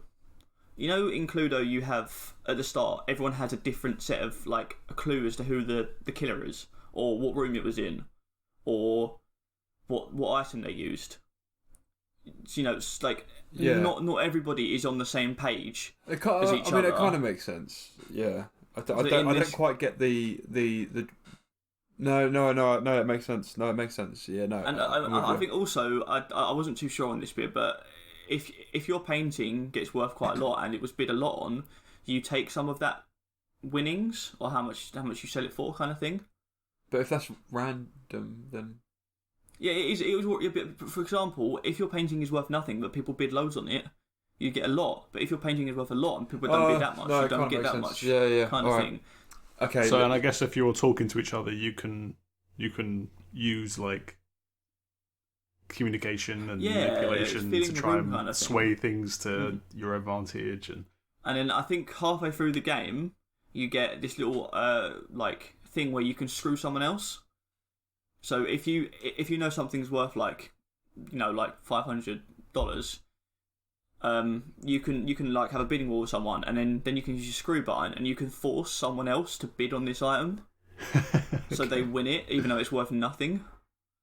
Which I was nice, quite a little fun little bit. It does sound quite good actually. Now I'm starting to get it. I can like. You'd have to be talking to the people as you're playing it, I think. Like, you have to be in the room with them or talking on mics or something. They're all designed to be party games. Yeah, but that is only literally one of the games. There's other ones where you have to, kind of put, like, the weirdest word, and you have to vote on what one you think is funniest when you compete against someone else. So it could be like... so, like, Cards Against Humanity sort of thing. Yeah, kind of. Yeah, so I've seen this one. Yeah. It could say like Breaking Bad comes back. What's the title of it called? And you could be like, I don't know, Potions R Us or something really stupid. But then that one would go up against someone else who had to write that same answer, and you have to vote on who you think is the funniest. Yeah, there's another one. I don't know, because there's loads of Jackbox parties. There's like 7 of them or something now. There's one which was where you have to do like a business pitch with pictures and stuff, and they have to vote on it. So funny, man. Like, this sounds fun. I want to play this. Yeah, it is. Honestly, my only issue is that there's like 7 of them, and apparently there's like 2 or 3 good games on each one, but then lots of them aren't as good. It might be all depend on who it is, man. Like some people might enjoy certain ones compared to others. That's true. That's true. I mean, everyone really enjoyed this. Some of them that were playing yesterday, but I just didn't really find them that great because the answers were kind of dry. Yeah. Boring. It'll be a good game. That's just bad company, man. Next week, if we was be around. I mean, we could play it next week if you wanted to. I mean, we'll come round. But yeah, can do. Yeah.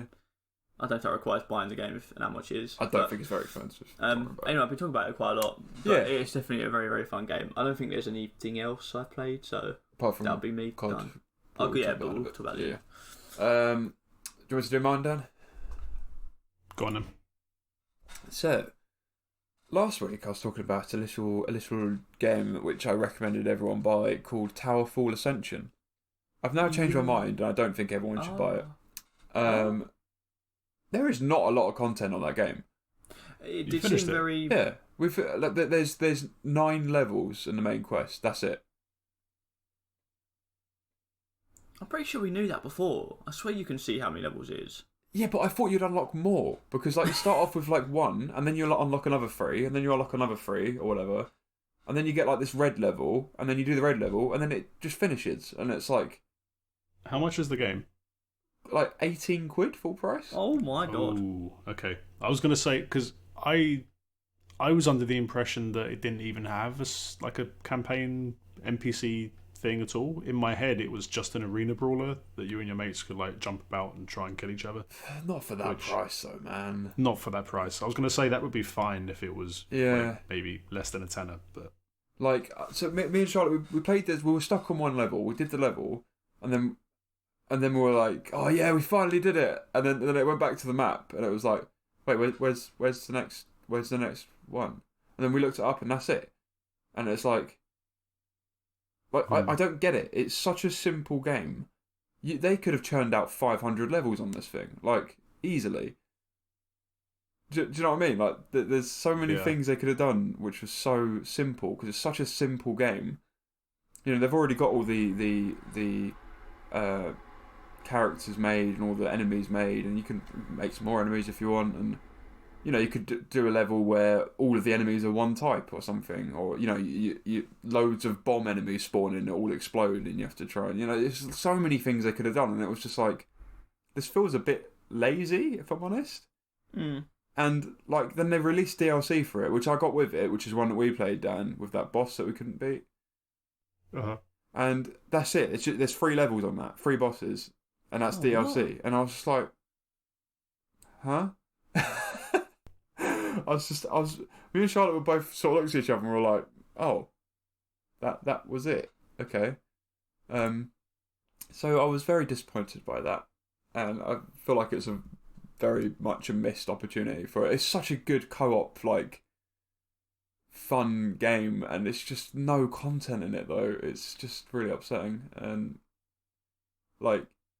it could have been up there with one of my favourite co-op games to play, and now it's just down there because there's nothing to do on it. So, yeah, was very disappointed with that. I have also played The Witcher 3 a fair bit. I am now in Skellig, which is the next big island.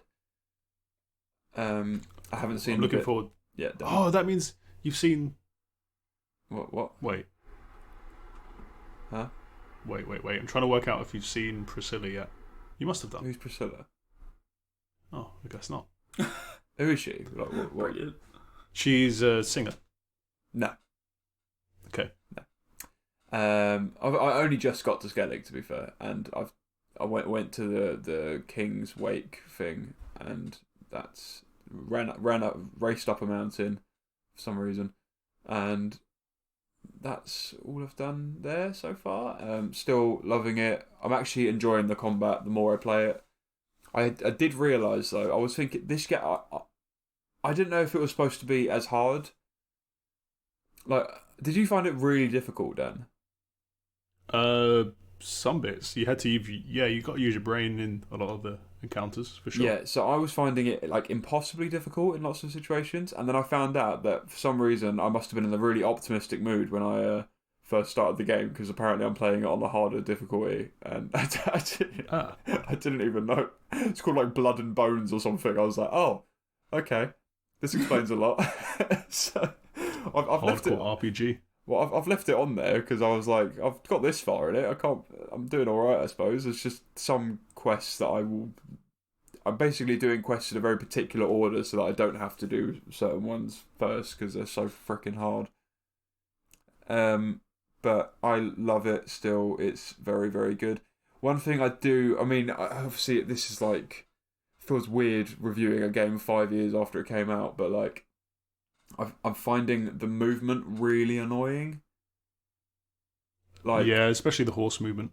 Yeah, but yeah, the horse movement and the way Geralt moves around, like, it's like he's unable to turn on the spot, sort of thing. You have to like walk around in a big circle to be able to turn around and stuff, which is weird. It kind of feels like you're on wheels, if that makes sense. Like you have to do big wide circles to turn around, and like if you run up to an object to interact with it, and you sort of just go past it, instead of just being able to turn around and interact with it, you have to do a big circle to turn around, and it's like just a boat.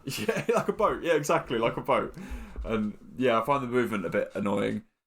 The lock-on system is not very good at all. I agree with what Kevin said. But I mean, apart from that, it's pretty much flawless at this point. I'm enjoying it. I didn't think I'd ever enjoy the combat, but I'm actually quite enjoying the fluidity of it. Oh, really? Yeah, it's quite good.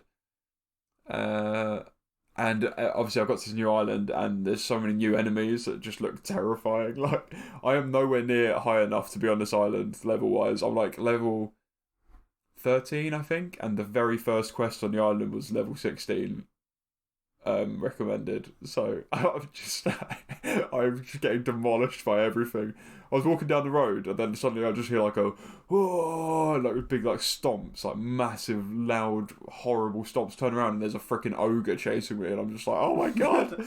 And he's like level 28 or something, or level 13. It's just But every quest is just glorious. I love it. There's so much like interesting dynamics, if that makes sense. Like, I had a quest which was, I went up to a house, and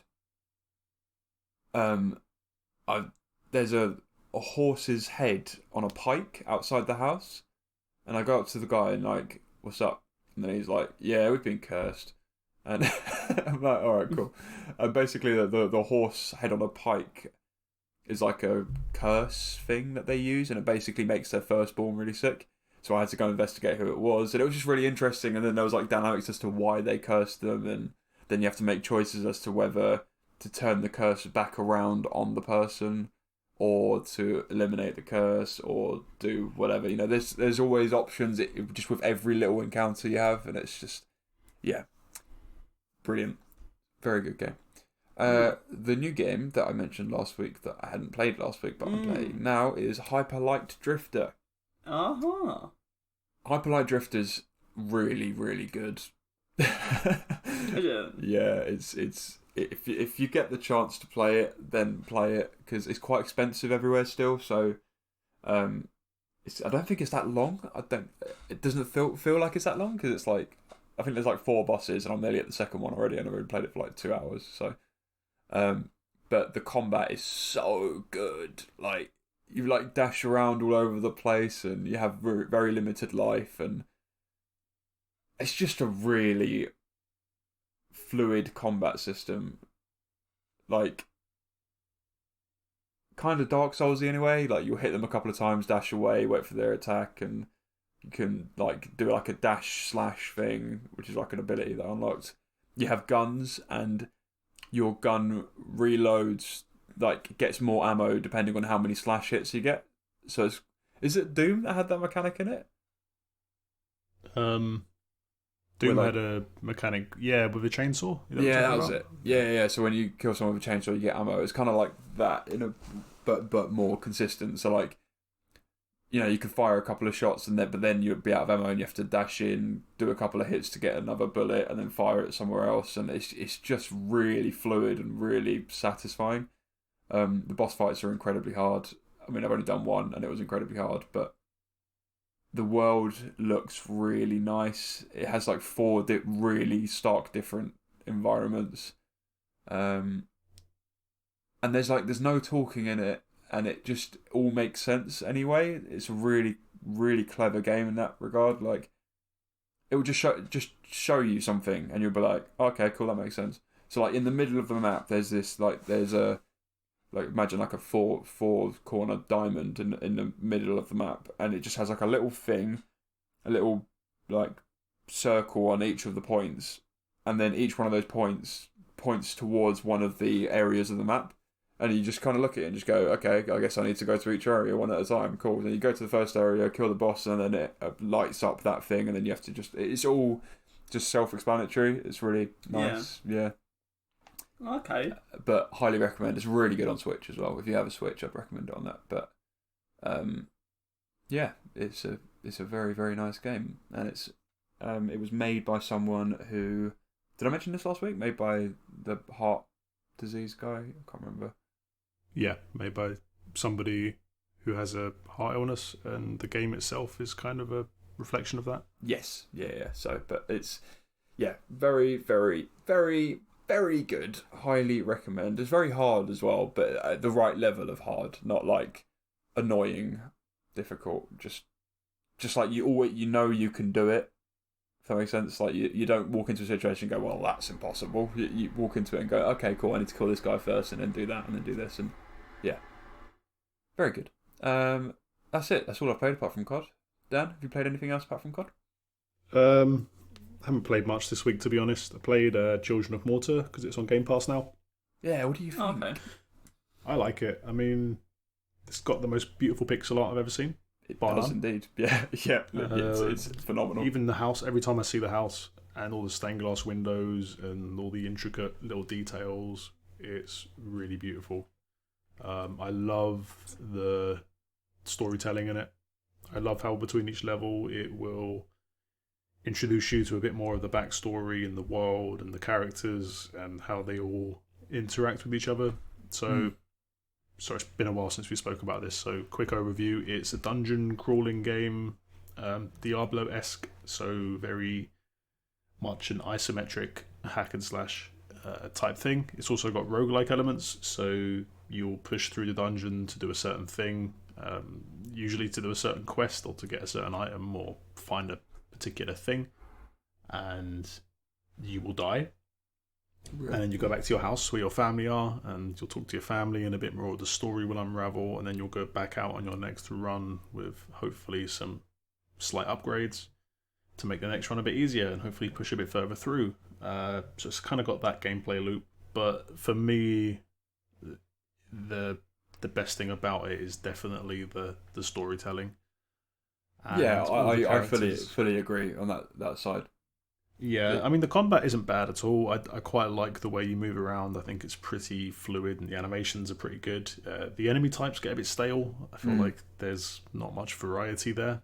The caves themselves also get a little bit boring, to be honest. Like, have you beat the first boss yet? Yeah. So you got to the second area, because that looked a lot more interesting to me. It does, yeah. To be fair, it's. I'm hoping it will keep getting better, and from time to time you'll come across a cavern. There's random generation as well, so it's probably different for each person, but you'll come across a cavern where you'll find like a viewpoint, and it will show you this landscape in front of you or something. And for the fact that it's a 2D pixel art game, some of the landscapes in that game are breathtaking. It's insane, really isn't it? beautifully done. By far the best pixel art I've seen. But did you find a cavern with the wolf in it, the cub? Yeah, found him. He's sick at the moment, and I'm out looking for medicine for him. Nothing. I have no other priorities right now. Like your other son is missing and wounded, and he's out there alone, and you need to find him. And we need an alchemist to do this other. Nope. I need to find that mushroom so I can fix the dog. Yeah, so exactly that. That's what I'm focusing on. Oh man, that's I can't believe a pixel art game nearly made me choke up, man. That walking into that cavern and seeing the little cub protecting his mum and his mum, it's just like, I'm so sad. Yeah. And there's lots of little like heartfelt scenes like that. Like, yeah, there's a bit where your youngest son, I can't remember his name, it might be Kevin, comes. I think it is Kevin. Yeah. He's the dope of the group, probably. Well, of course he is. Well, he is everything. Bloody He's Kevin. they've all got quite like strong personalities, a lot of them. Mm. And I think the kid's upset because he can't go out training. So one day he steals the knives from the blacksmith, who's like the uncle of the family, I believe. Yeah. I think his name is Ben, actually. And Ben. and the kid heads out, and then the family are all worrying and all that, and they can't find him. And he comes back, and he has this big bag of gold that he's found on all this treasure. And then his family kind of berate him, and he like throws it on the floor and runs upstairs. And there's all these really interesting kind of family dynamics. Then you see how they forgive him and decide to let him go out and fight, and then you get him as a character as part of that story. And it's interesting. And then there's another bit where like your youngest daughter, whose name I cannot remember, she's like a pyromancer of sorts, and she's outside training, and she sets herself on fire, and she's like freaking out obviously because her hair's on fire, and the dad comes running over and throws water over her, and each like story scene is very bespokely crafted, like all the animations and the way they're talking to each other and sitting around the table, and you can like move the camera around the house and just kind of watch what everyone's up to between each level. It's the narrative and the story elements awesome. Is this the one with the pack of dogs, and you save the baby or something, or the mother? Just said that. Oh, you did. The wolf cub we were talking about. Where were you? I zoned out for a second, and I came back in, and then I did the whole thing that you did earlier on. Talking about the work phone. Mine was worse. So. I think you'll find that. I was like, yeah, because I remember Ben playing it and saying you really liked the moment there, and then I was like, maybe I should mention that. There are loads of moments like that in it. I think it's the moment-to-moment gameplay that I find a bit lacking, but I think it's okay. I think it's okay. Yeah, I just don't. I don't. It's a bit lacking. No, I think it's. I don't think I was in the mood to play it. I don't think it's anything wrong with the game. If that makes sense. I've found myself thinking about playing it quite a bit, to be honest. Like it fills a certain void of something that's challenging but not overly punishing. You don't lose absolutely everything when you die. Like you can pick up a few upgrades per run. I've had a few runs where I've got really lucky and got a nice combination of relics or charms or whatever they're called. It's a shame you can only have like 1 or 2 active things on at a time. Yeah, that's another part of the lacking side. I didn't. I think this is how I described it last time. I found it a bit disappointing that it wasn't very much roguelike, if that makes sense. It wasn't very much like loads of really interesting abilities, and it was more like you have one special you can pick up and then a couple of buffs. That was like the what you can get sort of thing. So yeah. I mean, the combat itself, though, like the standard sort of primary attack and block or roll and all that is quite good. Like I've like the difference for me is with Diablo, for example. I feel like it's just like a power curve. You just get more and more and more and more powerful until you're just like melting everything. Whereas this game manages to retain that skill element where you notice the animations of enemies and as they're about to attack and the little things that you can respond to, and you do feel yourself getting noticeably better at the combat and taking less damage. And like there's these little bats, for example, and they will do this thing where they pause, and when they do that they're about to charge you and just nick off a bit of your health, and it's really annoying. So you find yourself being able, like I play as the sword and shield guy for the most part, the dad, and you find yourself like just in time, like putting your shield out and just like bouncing them away, and it's quite satisfying. I think it's pretty good. Yeah. I think you and Kevin should try it co-op, because I'm playing it on Switch, so I can't. But you Kevin, give it a shot, because I think it probably plays really well as a co-op game. Yeah, I imagine it does. Yeah. Yeah, you might. How much like is it? one. It's free on Game Pass. Oh well, then yeah, man. Wicked. Yeah, give it a shot. Cool. I don't know how the story element will work in co-op, but anyway. No, neither do I. But all right, let's move on to our game that we all caved in and bought this week, apart from Kevin, who got it with his PC. But we bought Call of Duty Modern Warfare. I think we've only been playing multiplayer, right? Yes. Cool. So Call of Duty, yeah, the guns are good. I don't really know what to say about it, to be honest. It feels like good old Call of Duty, right? It feels the same as Call of Duty's always really felt, but slightly different at the same time. It does feel a slight bit slower paced in comparison to older ones. Yeah. I think the gunplay is just so satisfying. I can't get enough of it. It is. It's definitely one that you just, the kick and the feel It's of like shooting an addiction. someone and shooting is so. Yeah. It's something I don't think any other. Well, there are probably other games out there that have that can make you feel as if you're properly shooting a gun through a mouse. But just the sensation and even though we're all crap at it. Excuse me. I've got a 0.9 Speak for yourself. KD. Thank you very much. So I've only played it with you guys on the 3v3 like one life situation. Gunfight, yeah. And yeah, you basically get spawned into a random map, and you get spawned with random guns. You all have the same guns, and it's a 3v3 in like a small area, and you all have one life, and it's first to 6 wins. Yeah. And it was honestly, it's so much fun because it's just so good. Yeah. They're talking to each other and you know what the thing I always have with Call of Duty is that I start shooting someone and then something happens on my screen that I think to myself, oh yeah, I killed him. Then I think to myself, oh wait, I'm the dead one. Because I feel like I've shot this guy so many times that he should be dead. Yeah. But I'm apparently the dead one out of it all. The funniest moment yesterday was Ben. He was like, this is a weird kill cam. And he was watching somebody on the kill cam just jumping up and down on the spot, and then he realised that he wasn't in a kill cam. He was actually in control of his character, like spamming the spacebar. I was trying to skip the kill cam and I was just I had my finger on forward still, so I was just jumping forward into the other team going, what is going on? Yeah, it's a lot of fun, and I'm actually glad I bought it, to be honest. I thought I was going to be... regret it and... Yeah, I did think I was going to regret it. One thing I do regret is not waiting for 2 hours, because I bought it for £50 and then 2 hours later it went on sale for £32.50. Yeah. My God, I was like, are you taking the piss?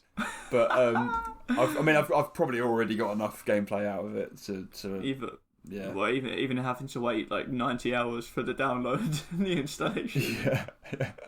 Yeah, 165 gigabyte download and then a 40 gigabyte update the next day is a bit much, but yeah, it's a lot of fun. I like most of the game modes. Infected is fun. There's a lot of fun game modes on there as well. Infected was sick. Yeah, Infected and Gun Game, and it feels a lot more light-hearted, but can also be serious as well. It's got a good sort of range of different game modes depending on what sort of play style you want to go for. Like, if you want to play something fun, just go for Gunfight or Infected or Gun Game or something. But then it's got the more serious, like super serious, like Search and Destroy and Cyber Attack.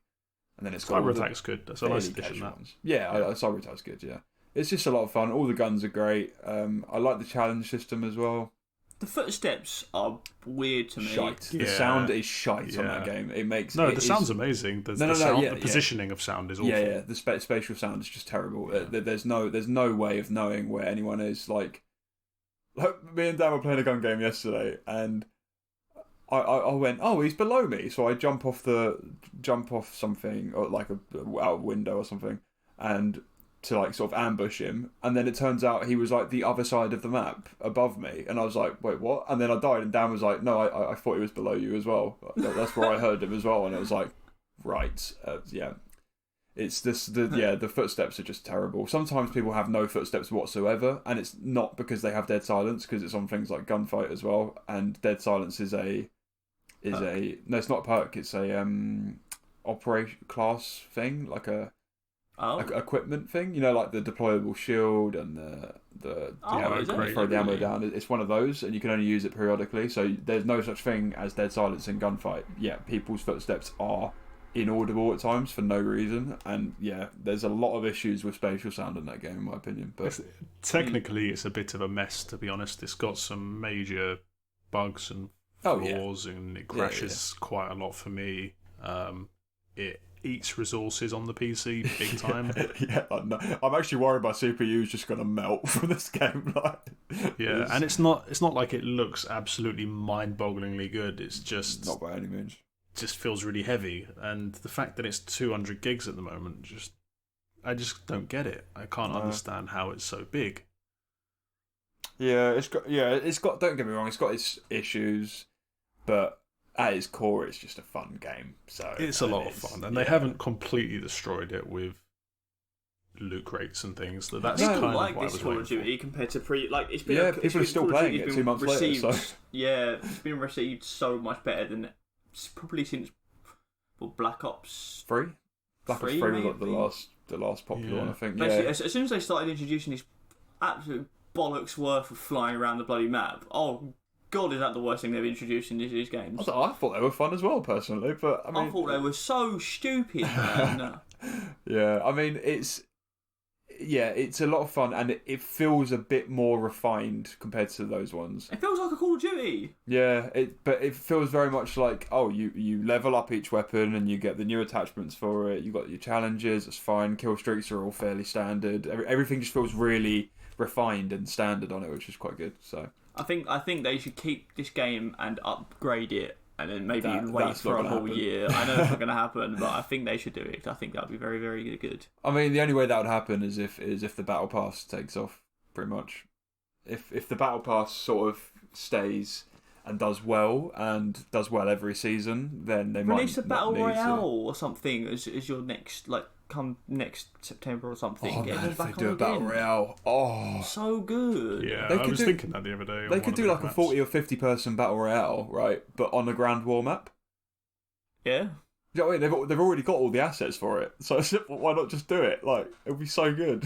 I don't know. They will at some point. I think they will. Yeah. It was really popular, and the good thing about Battle Royale things is that it brings a lot of attention to your game through streamers, because streamers love playing Battle Royale games because they get all the glory with their number one position and stuff. It's like, but I love it personally. I'm having a lot of fun. I should really play the campaign at some point, but yeah.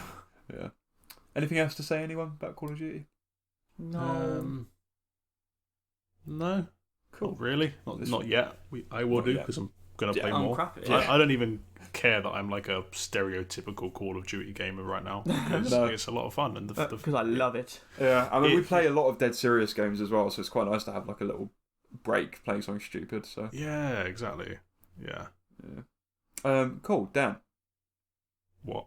What's your recommendation? Your game recommendation of the week? Oh my god, I didn't even think about it. I did say you can probably think of one on the spot. Think of the last game that you played that you really enjoyed. Preferably indie. I recommend Little Nightmares. Hey, nice. That's a good shout, yeah. I played it when it was being demoed at PC Gamer before it came out, and it was just one of those games that I walked past the store when I saw it, and I was like, that looks kind of cool, actually. I like the sort of clay animation look to it, side-scrolling, kind of eerie. And even in that 5-minute demo that I played, it was creepy, and it really is an atmospheric game. But it's also just a nice, easy-to-play, side-scrolling puzzle game, I guess, with tension and atmosphere. It's on the Switch now as well, so I recommend Little Nightmares. Good shout. Apparently the DLC is pretty crap, but just the base game's fine, and you can get it for dirt cheap now as well. So, a few quid, probably like 3 or 4 quid. But me and Kevin played through it in one sitting, and it was great. So. Oh, nice! I didn't realise you both played it. That's cool. Yeah. Cool. Good shout. That's the end of the pod. We're done. Yeah. Good. I'm starving. I'm starving as well. It's now lunchtime. Kevin? Yes, Ben? If people want to tell us how much they love the podcast, or just maybe want to give their opinions on Little Nightmares, if they play it this week, is this our game recommendation, or maybe they want to give us their opinions on any of the games that we've been playing this week, or a news story, or just converse with us, how do they do it, Kev? Well, Ben, you can go to Facebook or Twitter and you search Praise the Pickle, or you go to Instagram, which is Praise the Pickle Podcast, or you can email us at praisethepicklepodcast@gmail.com. Thank you, Kev. No problem, Bon. Bon? Bon. Yeah, Bon. Bon. Cheers, Bon. And yeah, as always, please leave us some feedback and review and rate us on your podcast platform of choice. And we love you long time. Thank you for listening. Peace out, Pickle Squad. Au revoir. Bye bye.